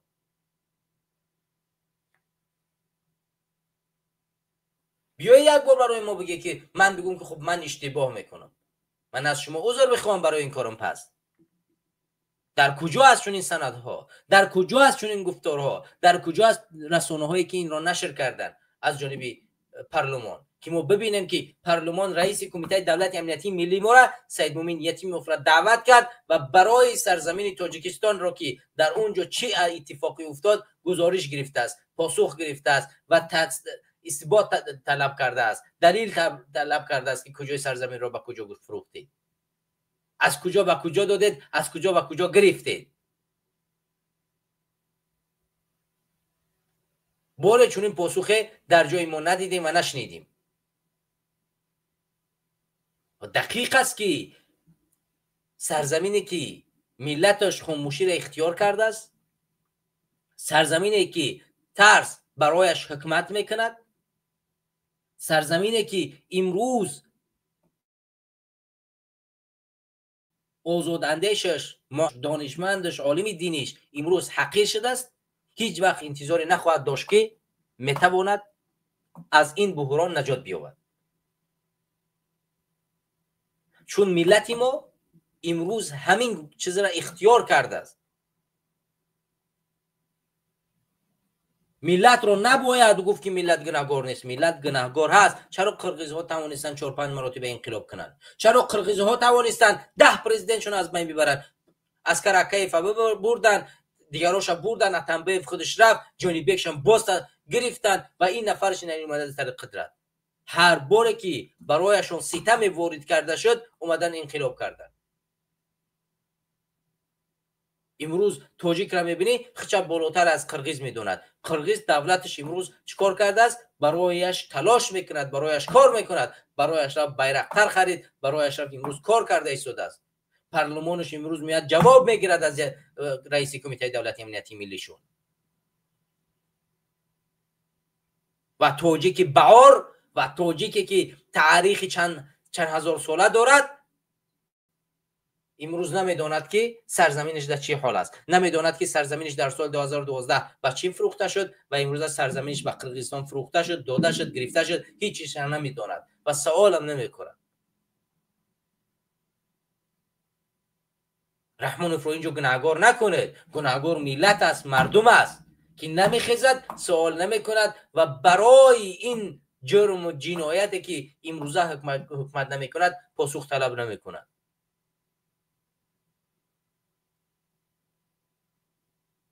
دقیق است که ما باید پاسخ طلب کنیم، دقیق است که ما باید از جای منبر بخیزیم. ملت در اینجا دقیق است که گناهگار است. ملت رو باید پاسخگوی این کار کرد. اگر سرزمین فروخته می شود اینجا حکومت تنها گناهگار نیست، ملت به خاطر خاموش بودنش نیز گناهگار است یا قبول میکند که سرزمینش فروخته می شود. ما در تاریخ در آینده نسلی که به دنیا میآید پسترین نسلی که خواهد نوشت ما خواهیم بود که پرزیدنت شو زمینشون فروخت و ملتی بودن که چیکار کردن؟ خاموش بودن و حرفی نزدن و سرزمینشون با خاموشی و فلان ها فروخته شد. و فرزندامو خواهند گفت که پدران ما چنین نفران بودن، ضعیفترین مردمی تاریخ مردم تاجیک بودن. این رو برایمون میگویند، فراموش نکنید این چیز رو. نسل ما این چیز فراموش نمیکند.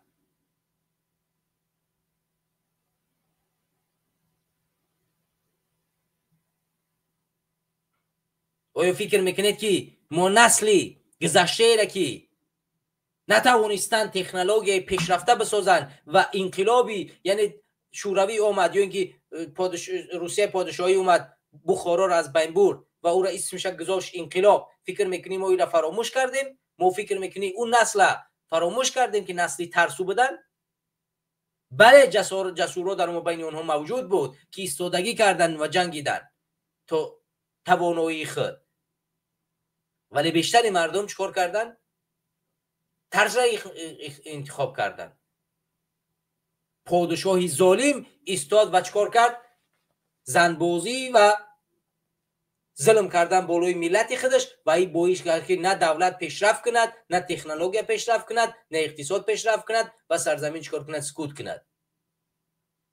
و این سکوت باعث کش که سرزمین ما چیکار کند؟ به دست قرقیز بخرد، به دست ازبک ها بخرد، به دست دیگر ملت ها بخرد و از هزار منطقه ما را بگیرند برای خود چیکار کنند؟ یک پارچه سرزمین ما را بگیرند. امروز بزرگترین شهرهای تاجیک نشین در دست ازبکستان است. اثرش همون ملت بود که خاموشی را اختیار کرد، همون پادشاه ظالمی بود که ظلم کرد و ملت ظلم را قبول کرد و نه انقلاب کرد و نه کاری کرد که اونجا پیشروی صورت بگیرد و ملت ما در اون زمان بتواند نگاه کند. و عینی حال هم همین گونه حالت قرار دارد که فردا آینده ما در ظلم و در ستم قرار داریم و فردا فرزندای ما را پاسخگو خواهند کرد. سلام علیکم. اپای شراس اومدیم برنامه. سلام علیکم. سوز انتیجن سلامتان خوب. شکر زنده و سلامت باشید. فرمایید اپای.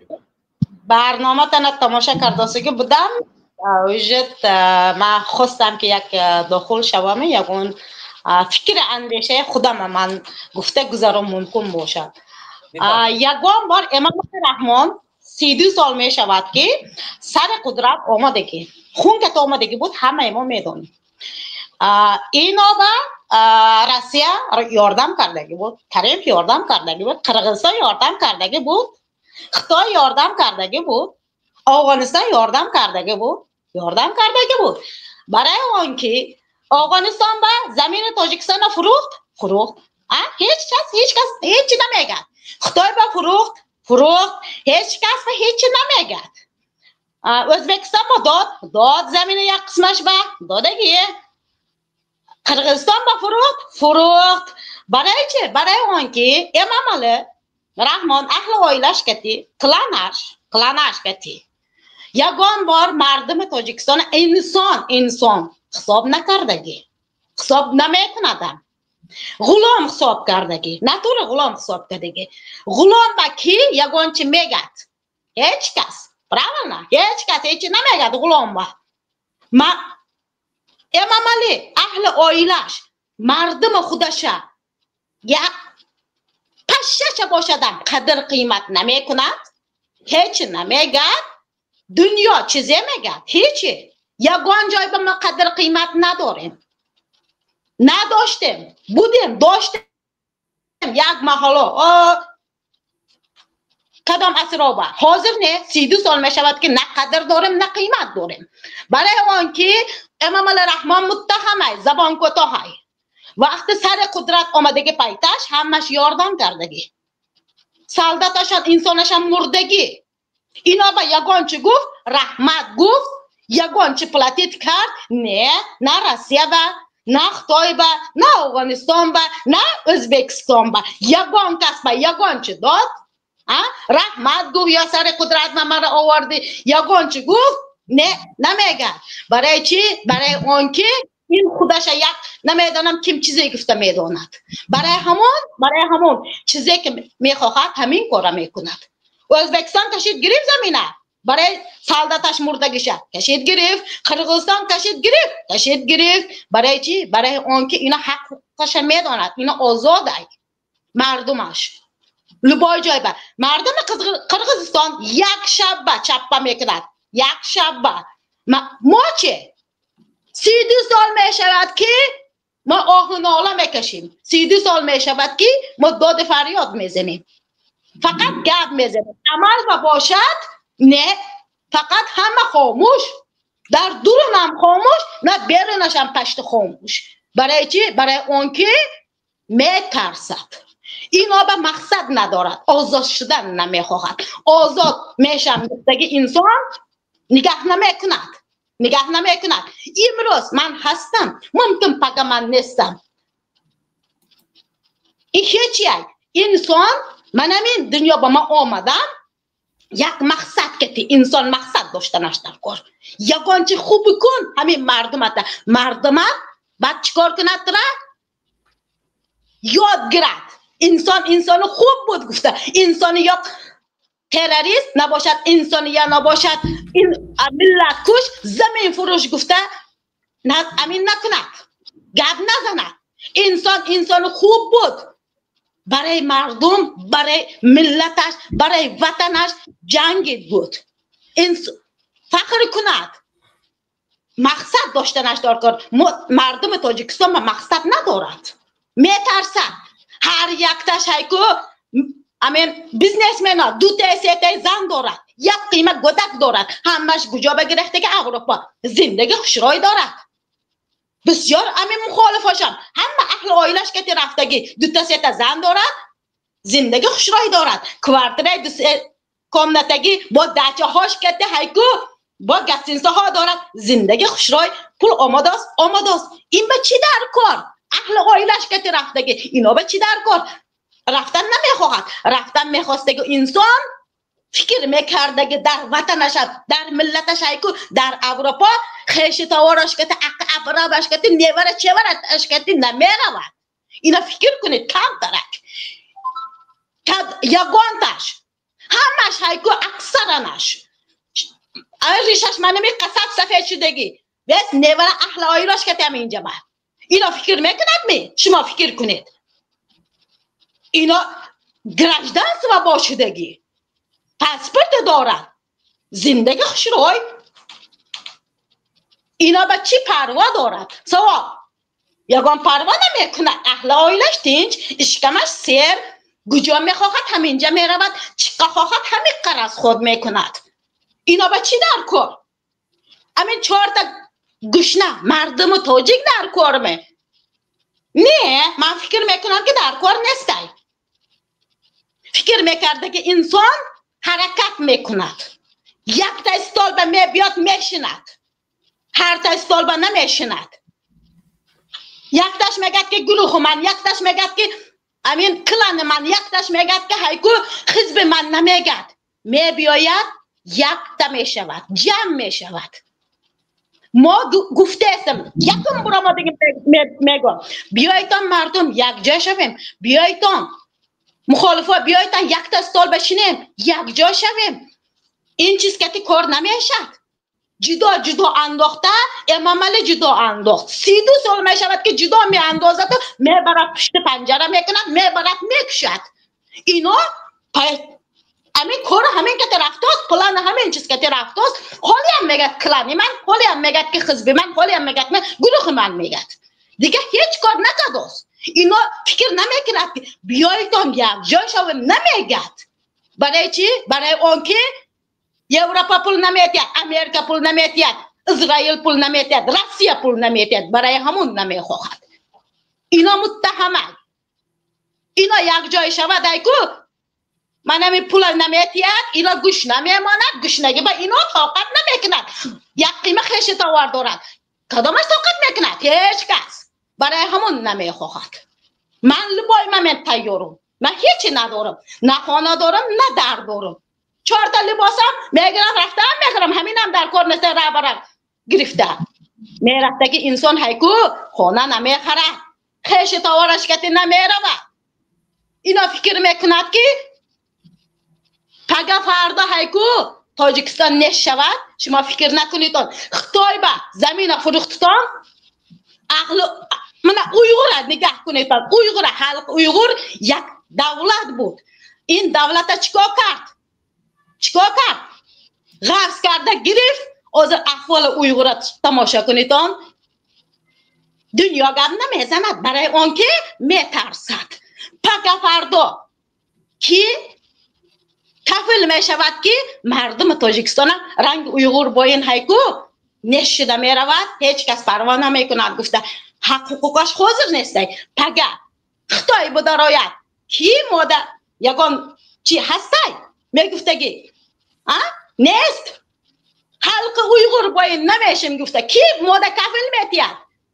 شما کم ترک منم این سرطان فکر کنید.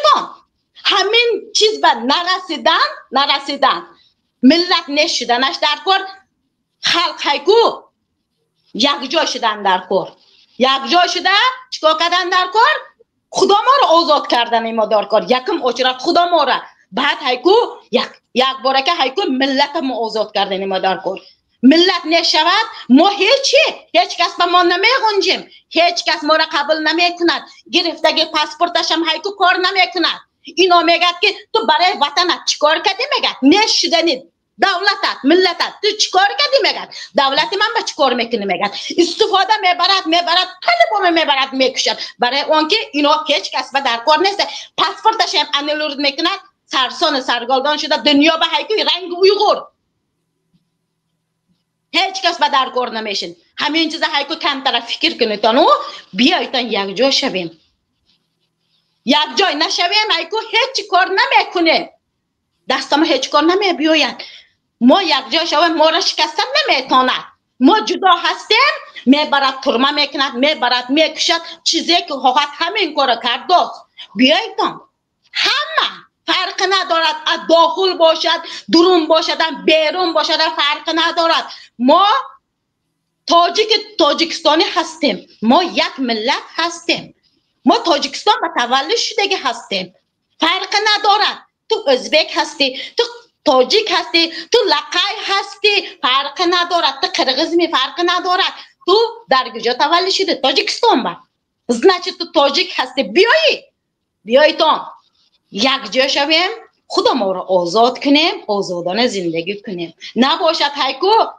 در خال ما وای می شود برای همون حرکت کردن در کار اوش دیر شده است اوش دیر هم شدگی دا اونا اتک هیکو چی میگد ناامید شیطان میگد کو من امید که دارم کم ترک باشده امید دارم امید پسلین نمیمورد آخرا امید میمورد برای همون من امید دارم حالی هم که ممکن فکر میکند و میبیاید یک جا میشویم نمیگد که من کلان من در کار نمیگد که من نه ما یک جا شویم ملت تاجیکستان آزاد کنیم هم صاحب همه چی میشه صاحب همه چی هست شما فکر نکنید گشنه میمانم تاش نه صاحب همه چی میشیم انشالله نصیب برای همون کم طرف فکر کنید وجدانتان باشد من انسانگری گرد میزنم من دیمپینگ گرد نمیزنم انسان اینجا ما انسان هستیم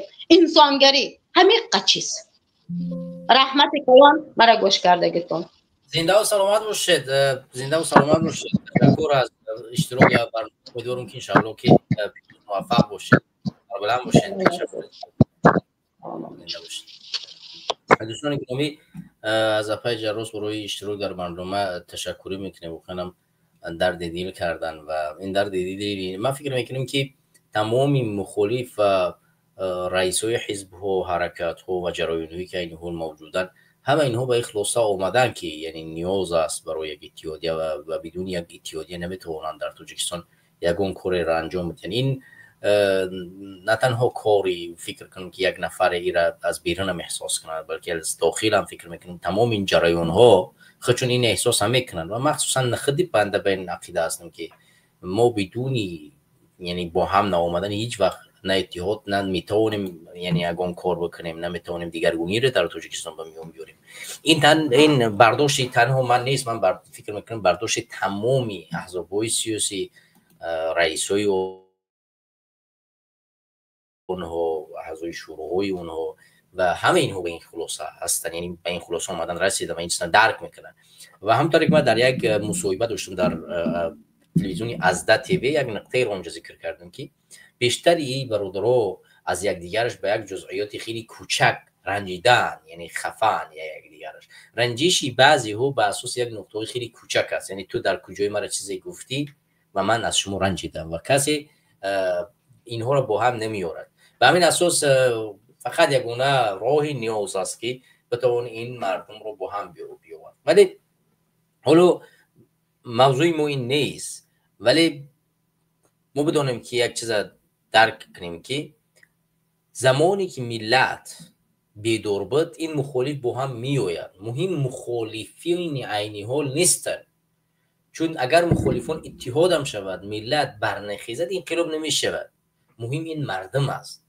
من امروز در این برنامه که در اول صحبت کردم مردم را گناهکار خاموشی امالی رحمان و ظلم کردم یعنی خاموشی در مقابل حکومت امالی رحمانوف این سبب در اون نیست که مخالف امروز گناهکار است امروز مردم گناهکار است مخالف با کمبودی هاش گناهکار هست که کمبودی زیادی دارد ولی ملت امروز خاموشی را اختیار کرده است ملت امروز در کنار مبارزین نمی‌ایستد، در کنار خدمتگاران خودش نیست.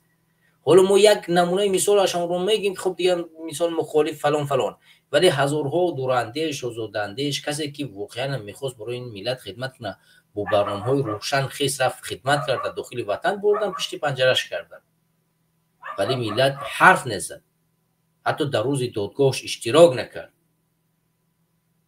دقیق است که این آینده تو نمیتونی منتظر باشی یک دانشمند وسیع تو از کشورت که سالها زحمت کشیده تلاش کرده است میآید برای این ملت حرف میزند، چکار میکنه؟ گپ میزند.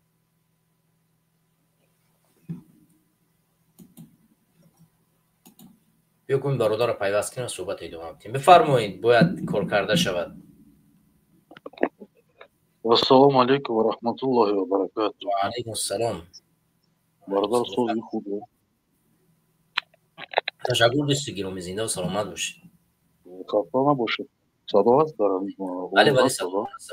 بله صداتون هست برادر. خیلی خوب.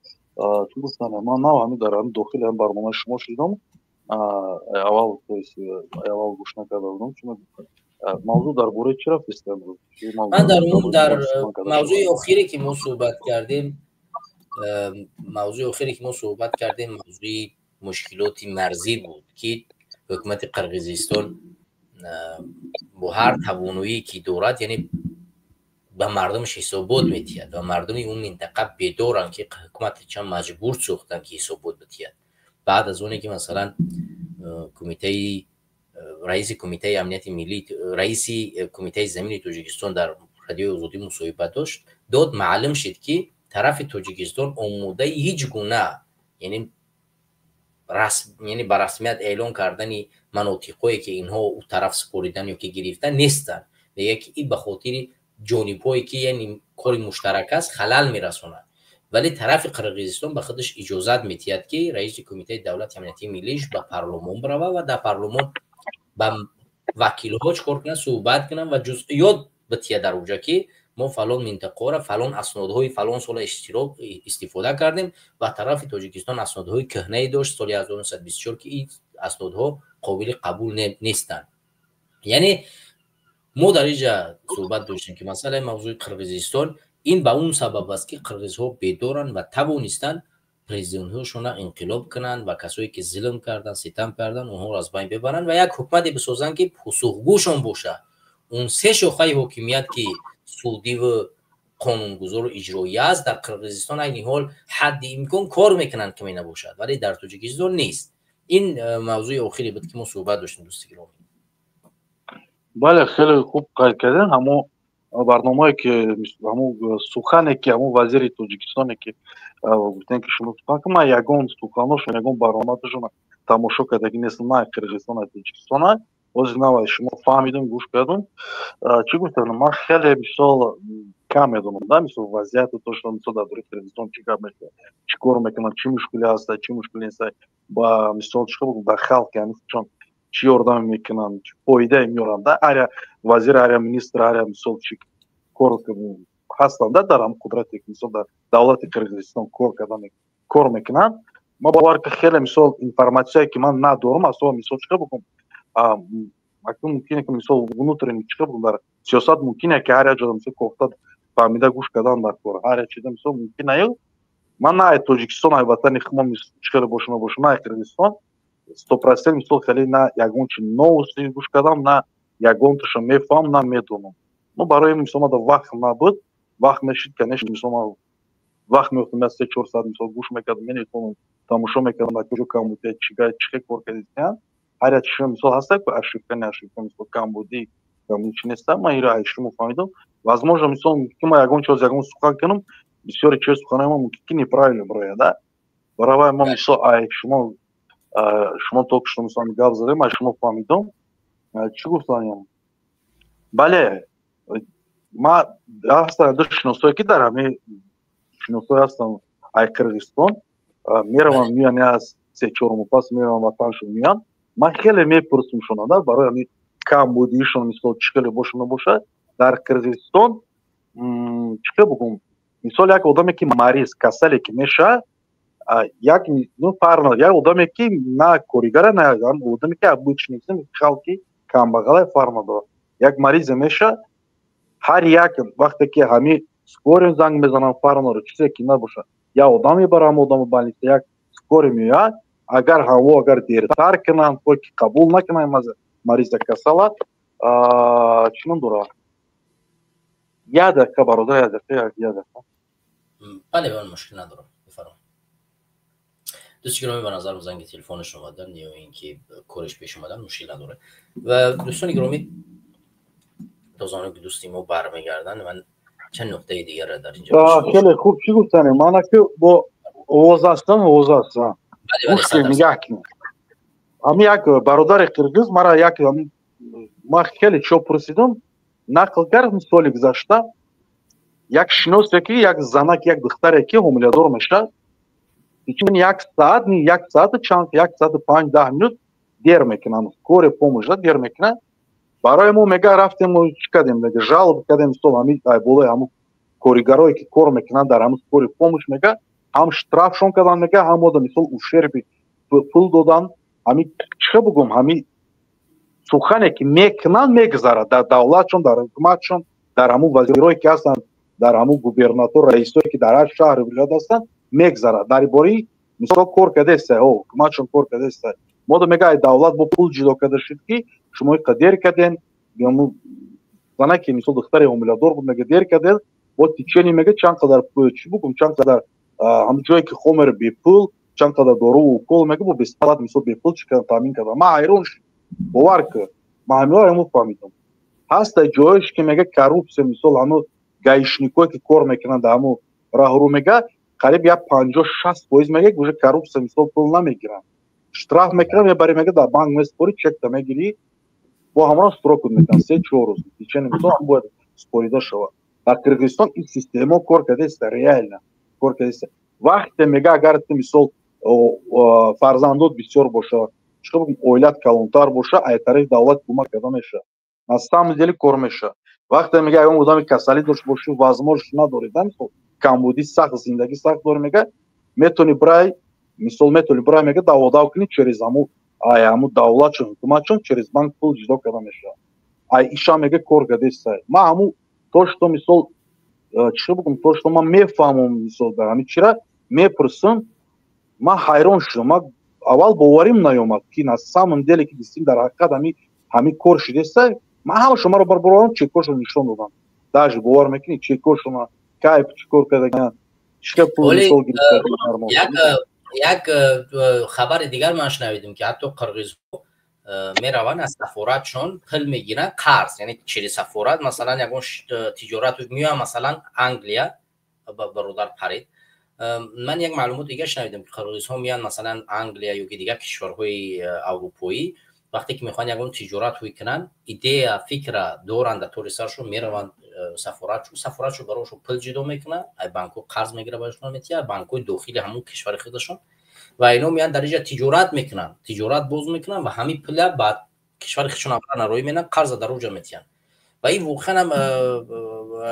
بسیار خوب است که واقعا بتوانی یک شهروند تا کمک کنی شهروند مثلا شهروند تاجیکستان مثلا این حالی کاری که قرغیزستان میکنن مثلا شهروند تاجیکستان بیاید وقتی که یک ایده داره میتونه بیزنس در خارج بسازه که این بیزنس بتونه با اقتصاد تاجیکستان کمک برسونه تاجیکستان باید کمک برسونه مثلا میره از سفارت پول میگیری میو بیزنس رو اندازی میکنی و همون قرض بانک از اینجا در اینجا نمیسپوری فایزش در تاجیکستان میسپوری یعنی از اینجا به هم جای استودی به اقتصاد تاجیکستان کمک میرسونه چیزی که این حال قرغیزها کرده استودیان بسیار قرغیزها میآیند از بانکاشون در همین سفارتشون میره و همین سفارتش کار میکنه پول میگیره برای تجارتش این کار انجام داده استودیان برادر یعنی اخباری که چند روز پیش رد به من رسید ولی تصدیق شده دقیقاً نمیدونم اون چیزی که من معلومات گرفتم که این برادر ما همین کمتر خود باید شما ما رو بفهمیم و در اینجا هر بار که ما مشکل اشتراک میکنیم برنامه میداریم через VPN ما دو партой гамет я всё гамет VPN орава бо фамилия шавада дар бан чӣ гуфтам шумо хеле сухани кардем ман нафаҳмидам успеди ки даромадан накардам мисол сухани кардем ядочи бораи чӣ гап занем барои Киргизо бояд чӣ гуфтанем ки дар Киргизистон هر آدمی که میخواد که یک سخن کنه برای کمبودی زندگی خودش، برای مثال یک کسلی یا بیماری، یک چه بگم یک کمبودی که داره، دولتش کار کرده میشه. تو است دولتش، حکومتش در همون سر مهاجر، در همون سر آدمی که در قرقیزستان زندگی میکنه فرق نداره و کدام ملت باشه نباشه، کمک یاردم کرده میشه ای طرفی دولت قرقیزستان. در حقیقت همین کار کرده است. در حقیقت نه که حال این وقت چند قشی چه بگم که یک سال یک نیم سال شد خیلی مثال تلکانالایی که هستن که رادیو مثال هر چه دارن پشتی چند نمودش مثال محکم کردن. یا نمودی چی رفته است در قرقیزستان چه بگم، یا نمودی خیلی سیستم دیکتاتوری رفته است. ایران باید فهمیده شود. چند نمود کانال رادیو و مثال بلاگرای که یوتیوبی که بودن که بلاگرای که بودن چند نمود штраф کنن محکم کنن مثال вообще چه ایتایم بودن در این چی کارا رفته است. برای چی چه بگم مثال که دلیلش خاک میبینیم در مثال هر یک آدم در زندگی هر چی مثال ممکنه دیدن میبینیم چند 4-5 سال پس може быть قرقیزستان که همین سیستم ختمی را може быть نمیدونم ممکن که دیکتاتور میشه. برای چی ای حوزی ملت قرقیز уже فهمیده استن чувствовать کسان که что-то دولتشون مثال خیلی обрат چه بگم میفهمه میدونه خلق شاید کمک میکنه چقدر باش کم هم بسیار هم کمک میکنه نه که سیستم دیکتاتور уже سر شده ای حوزی بسیار میکنه. یعنی عین حال قرقیزها به همین سیستم روبرو شدن ولی توانستن باز انقلاب کنن. یعنی اونها در انقلاب کردن ماهرن ولی ما ماهر نیستیم. ما بازم اونها هر کار میکنن نمیکنن که با یک پیش از همین جونی بیگ یک کار کردن. در جونی بیگ وقتی پرزیدنت بود یک حرف زدن قرقیزها در روسیه بودن اون زمان گفتن که ما زمستان میریم انقلاب میکنیم. واقعا برگشتن رفتن انقلاب کردن. میگن که این مردم واقعا در حرفشون ایستادن. هم جوانایی که در اونجا بودن ما زمستان میریم میره سر چشم میبینیم. واقعا برگشتن رفتن انقلابش کردن.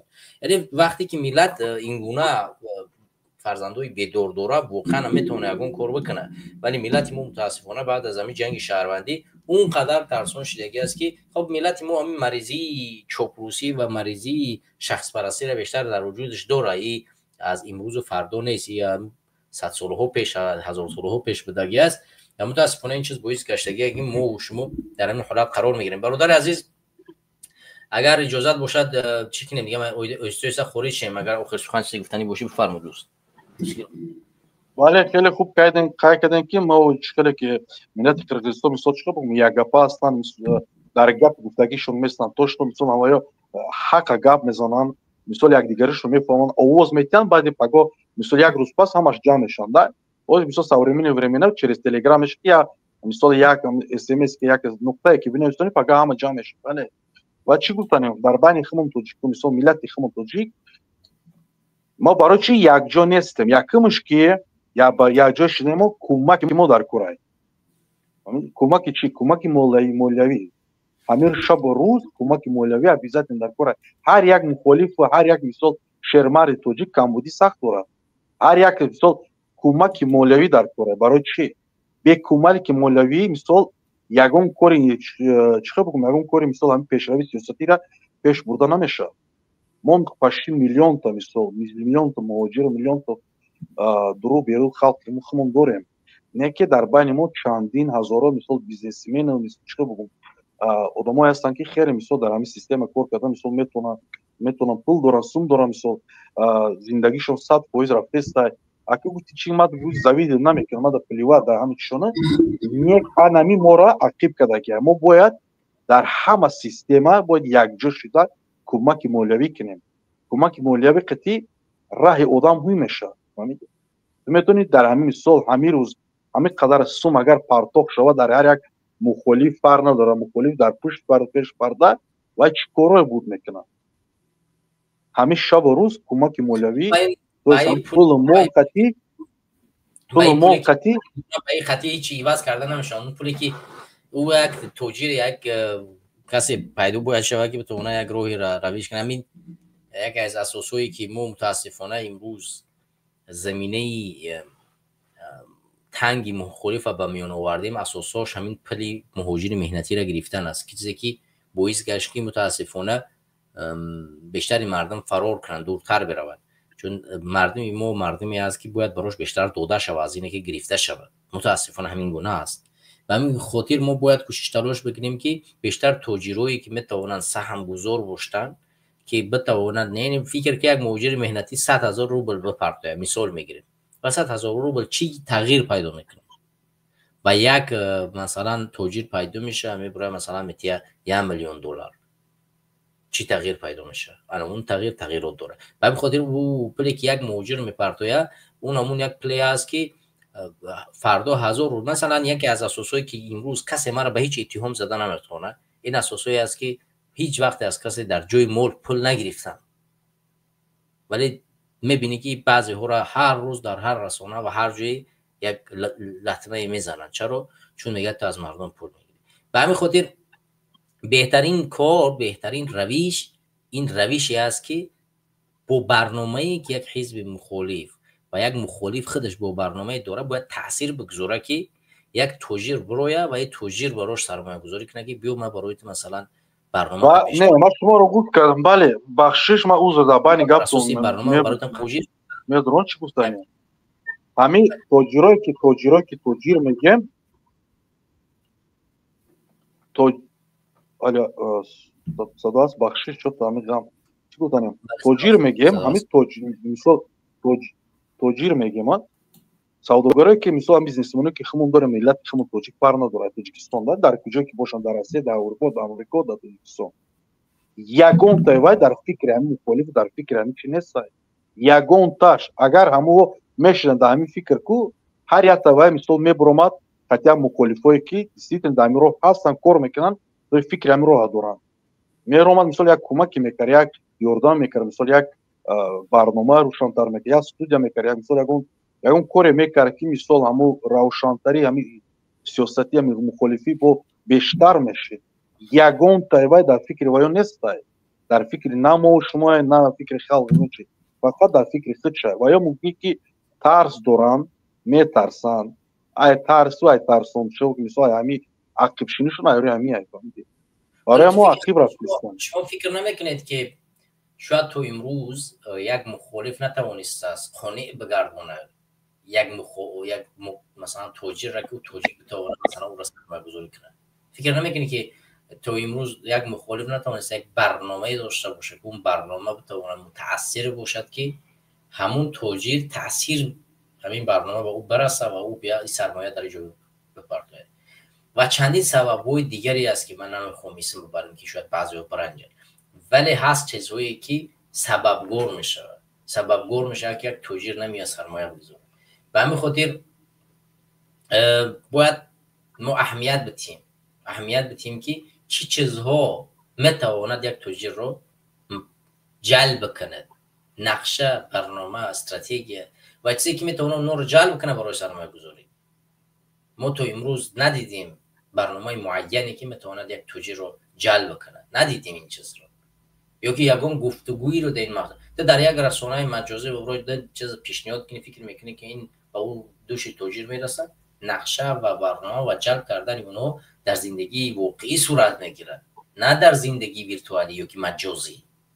برای همین باید نقشه ها دقیق کشیده شود. من تو امروز همون نقشه هایی که یک کس میتونه مطمئن بسازه همین گونه نیست، متاسفانه نیست. سببش خیلی زیاد است. بعضی ها را ما خودشون ندیدیم که یا مثلا یک نفر شاید نمیفهمم چند هزار شد از پاهاش مثلا لغزیدن دیگه، یا که تعداد خودشون سوم دارن، امروز سوم دارن به جای اینه که بیان خودشون سرمایه گذاری کنن برعکس با سرمایه را جلب میکنن به جیب خودشون میگیرن، بعد هزارها چیزای دیگه که سر راهی چیزا میگیرن.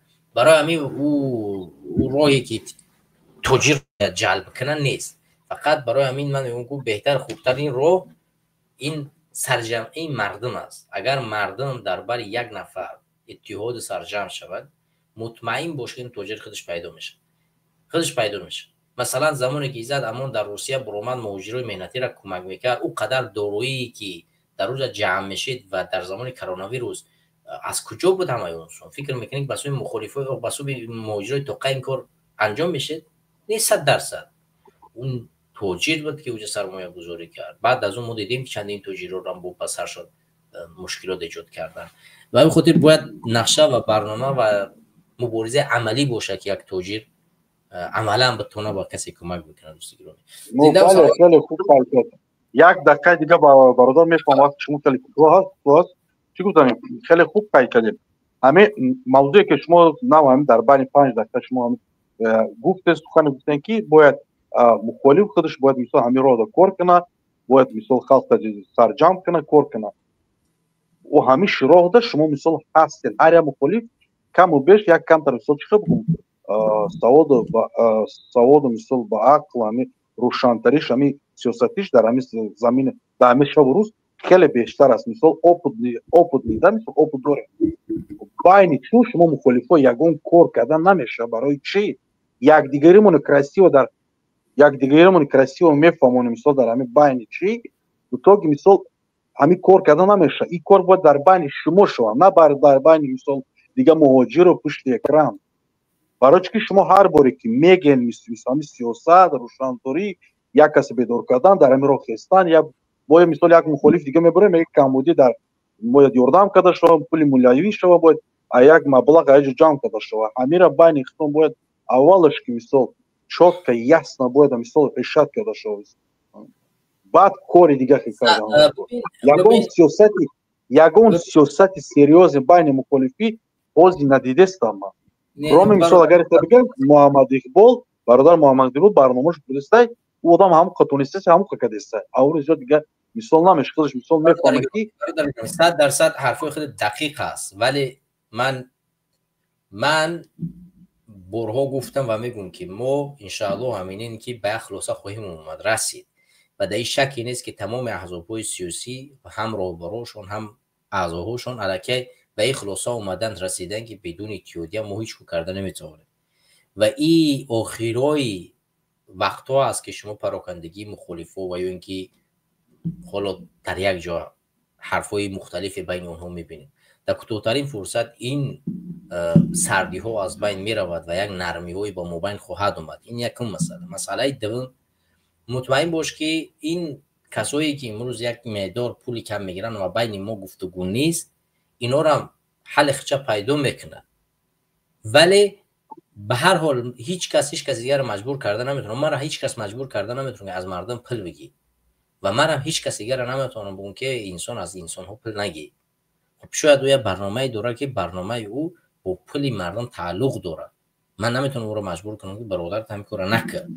خب میگه که من نکن بیو من مثلا اینقدر سمتی شاید مثلا من خودم توانایی ساختن ویدیو، توانایی ساختن کارتینگ، توانایی مثلا چون این علم ها رو دارم من میتونم برای برنامه خودم همه کار انجام بدم.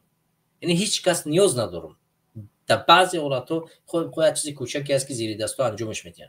ولی بعضی انسان ها شاید همین بی‌پروایی کوزی های همیشه از ماش بستن یا در کاوزی گفت که ما هیچ کس نیاز نداریم هر کس با کار بوری خود چپراینا مثلا کسی که چیکار میکنه مخالف که در اروپا شما باید مثلا کوردور هم بستن یا گون چی همین بی‌پروایی یکدیگری همین خود دور کردن میگیره.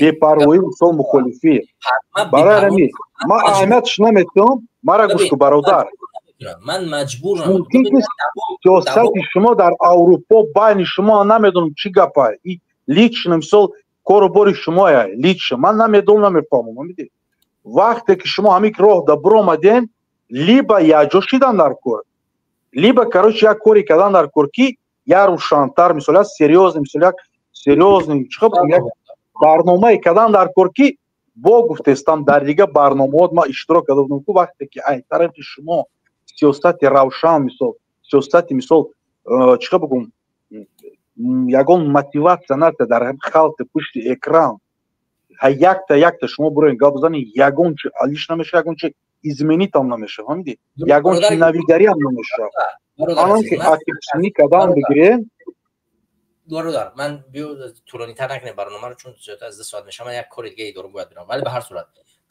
من یک چیز برای خودت برای کسایی که این حال میبینن من یک چیز مطمئن دادم. من هیچ وقت من به خودم وعده دادم به وجدان خودم هیچ وقت به ملتم دروغ نمیگم دیگر. هر چی که هست راست خواهم بود و راست خواهم گفت و راست خواهم رفت. اگر این میتونه برای مردم کمک برسونه که روحیه بلند شود من بسیار خوشحال میشم. کسی را میرنجونه و یا کسی را ناراحت میکنه یا یش از بین میبره، من متاسفم، ولی من واقعیت میگم، به راه واقعیت پیش میرم و هیچ وقت از این دست نمیکشم دیگر. و بر اساس همین من تمام برادران را از نزدیکم زنگ میزنم و براشون صحبت میکنم و همیشه کوشش تلاش میکنم که ما با یکدیگر باشیم. من با همه برادران تماسم، با هیچ کس، با همین بچهای گروه بیچاره که من با سالها قدشون بدم، خب نفهمی یا بین ما بود، ولی بازم من هر کسی همینو اگر زنگ بزنم و خودم در همین عید گذشته من به همه همینا رو پیام خودم تبریکات پیام روی کردم. این به معنی ترس، به معنی نوچیز بدن نیست، به معنی احترام، به معنی اونی است که من همه اونها را همچون یک مبارز قبول دارم و احترامشو دارم. بله شاید در بعضی از موضوعهای خیلی کوچکی من اختلاف داشته باشم، اما این نباید باعث بگرده که من باید از همین راهم بر بگردم. این باعث بگرده که من دیگه مبارزه پیش نبرم، این باعث بگرده که دیگه باید من در مقابل دیگر رو حرف بزنم. این حرفا وجود نداره. هر کسیش که مثلا از حد میگذرونه و یک رسانه‌ای که یک برمه روبروش میشینی میفهمونش یا یک دو نقطه ایش مینویسه که خب جایش رو بگیره. من فهمیدم که برادر گفت شما را بخشش پس دید همه اخیرا سخن میگم میبرم میفهم که خیلی وقت شما را کوتاه کم است. همه قش فهمیدم که همین لیج به مثال همین تریتوری تاجیکستان و روسیه هوی بخره اروپا بروا همونجا مثال پشتیبانی شو مثال چخه همون گراژانس پاسپورت قاورو بالاشو بگیره بروا تمام. همه که فهمیدم که یگان تا سریوز مخالف مثال هست، من نمیگم نیست، هست. همه که هست که پشت زندگیش парои дига чиро надорад дар ҳамонҷо свободно мисол ҳаст, свободно мисол чиқа бигум гашта метавонед, документотно гирифта метавонед, ранги расида мисол зулм хеле нест. ҳама қиш фаҳмидем ки бояд ҳар як мухолифе ки ҳастад ҳами 90% мухолифое ки ҳастанд ҳами кори мисол коғаз поғаз документашон гирифтаган айпи зиндагишон 10% мондага ҳами шумо хутон ҳамон ки мондага ҳам групп 24 кас дига бародар муҳаммади болна یکی عبدالخلیل برآمد رفت اپی زندگیشی برای هموای گفتم گو برادر لیبا همین کار دار یک دوشی دان در کار مجبور شو کنیم اخی. ببین نمیشه کسی را اجبار کرد. یک راه است، ما بعد راه نیاز داریم. من 10 بار گفتم باز میگم، یا اینه که راه انقلاب مردمی و یا راه انقلاب نظامی. برای انقلاب مردمی اگر که مردم میخواهن همچون یک مثلا برادر انقلاب مونوسو یا اولش که سیاست بدار کده شو بین مخالفا برنامه کده شو با انقلاب باید ما 5-10 سالگه وقت داریم. برادر به خدا قسم در زمانی که در بدخشان ضد خور صورت گرفت همین مخالفا اومده بودن که اگر راه و زمینه براشون ایجاد شود در مدت 1 ساعت اتحاد شود، ولی زمینه بازگشت براشون همون زمان ایجاد نشد. این اتحاد شوی مخالف سخت نیست. فهمیدم برادر.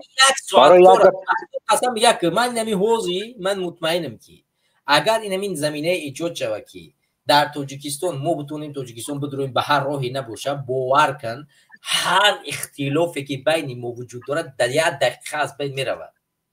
مطمئن باش این اختلافات جزئی است. بله شما خیلی خوب فکر کردین. ما بیشتر درباره چی نمیگم.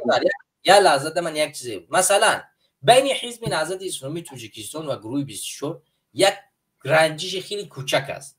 مثال میگیریم نهضت اسلامی تاجیکستان در زمانی که گروه 24 از انجمن خارج شد 12 نوشت و یگون مسخره کرد در رسانه‌اش که در اوج شوکت مثلا یا که یک رسانه دیگه داشتن اولو از بین رفت، در همون رسانه‌ها همه حرفا رو نوشتن و حرکت سیاسی گروه 24 بر اساس که اونو دخالت میکنن در جزئیات داخلی حرکت سیاسی گروه 24 یک قطعنامه نوشت که ارتباط ما با همین قطع است.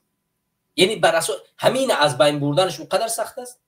همین قرار بر اساس یک اشتباهی شاید شوکت باشد یا که کسی دیگر باشد که شاید چاپولیسی کردن از کجای در کجای دیگه و این باعث گشت که سردی ها در مابین مثلا 10 حزب میان بیاد که 7 سال میشود بر اساس خطای اشتباه یک نفر همین کار ادامه پیدا کرد و این از بین بردنش یک دقیقه رو است. چرا؟ چون بر اساس چند حرف کوچکی این به میان اومد. شاید شوکت امیر خودسرانه کرده باشد، شاید مثلا دستورش رو از محیدین کبیری گرفته باشد. این بر گروه 24 ناروشن است. اینا باید روشن کنه. روشن اینا کی میکنه؟ حزب نهضت اسلامی تاجیکستان، نه خود شوکت.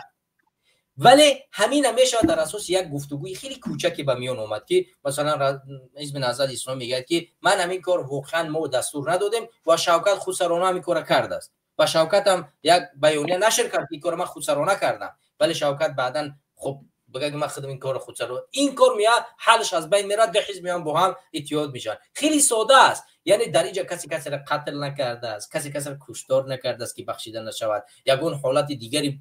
این چیزا جزئی ان. به همین خاطر وقتی که من میگم که مثال ما میتونیم در یک حالت خیلی کوتاه اتحاد شیم، این همین است، چون بین اینها حرفای بزرگ کلان به میان ناومده است که اینو پراکنده باشن، یا اینه که بین دو کسی گشت تو اینجا باید فلان کار نکردی، من فلان کار دیگر نکردم، تو سر من فرماناتی، خب بیایید در یک اتحادیه همه در یک حقوقهای مشترک با هم باشه، تمامی را یک انجمن دیگه تشکیل میکنی، همه میاد حقوق برادر عبیدالله یک سخن در بال میآید، یک من فکر خمای همین مثال چی گپی که بین مخالفا میشه همین کیده در کره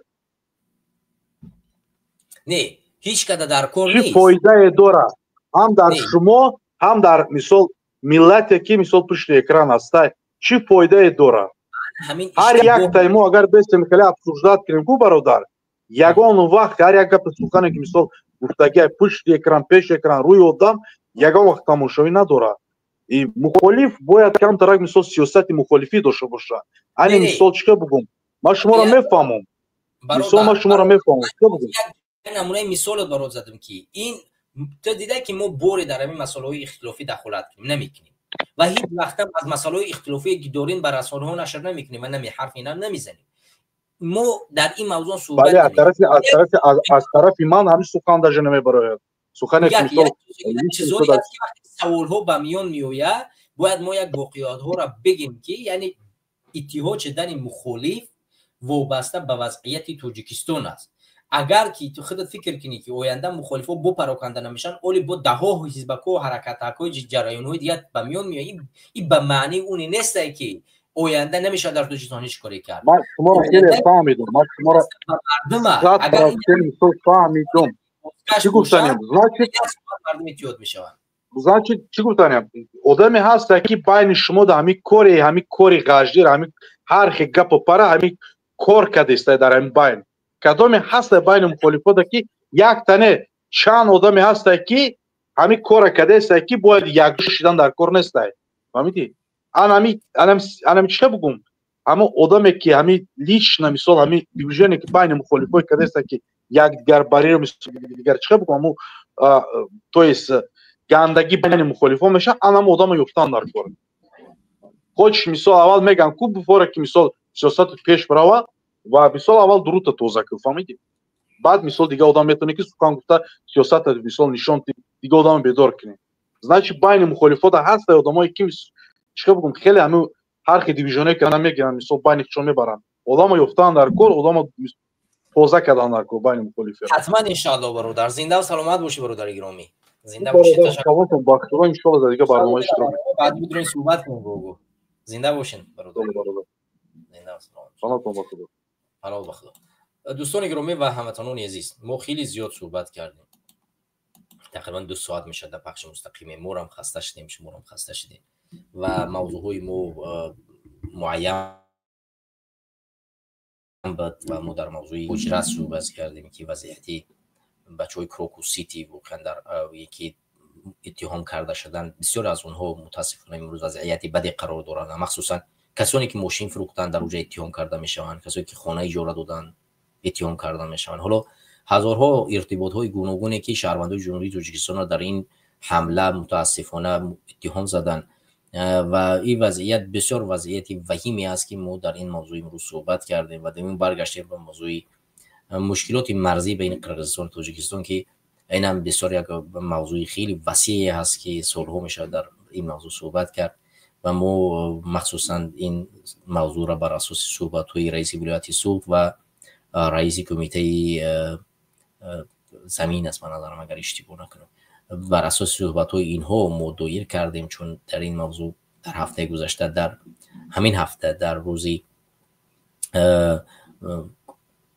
جزئیاتی که در نشستی 6 ماهه آخری مابین سال داشتن بیان داشتن و ما ایره بررسی یعنی خواستیم تحلیل کنیم و بررسی کنیم صحبت‌های اونها را تو ببینیم که اونها به این ملت و به این خدمت و به این کشور چه خدمت میکنن و چه حرفای حقیقت میگن و چه حرفای دروغ میگن.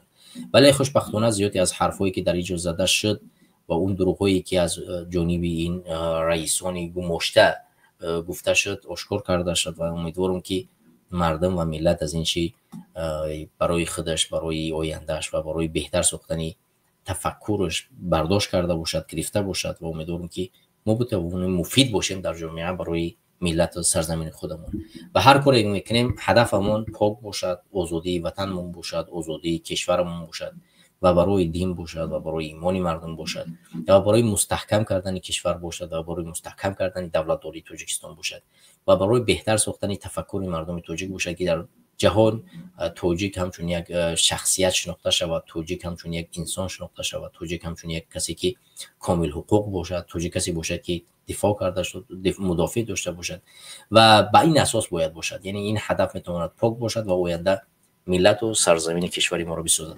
دیگر شما را به خدا میسپارم و وقتتون طولانی نمیگیرم. پروردگار همه شما را در امان و حفظش نگهبان باشد و شما را بار دیگر به پناه یزدان میسپارم. پروردگار همه شما را نگهبان باشد. السلام علیکم و رحمت الله و برکاته.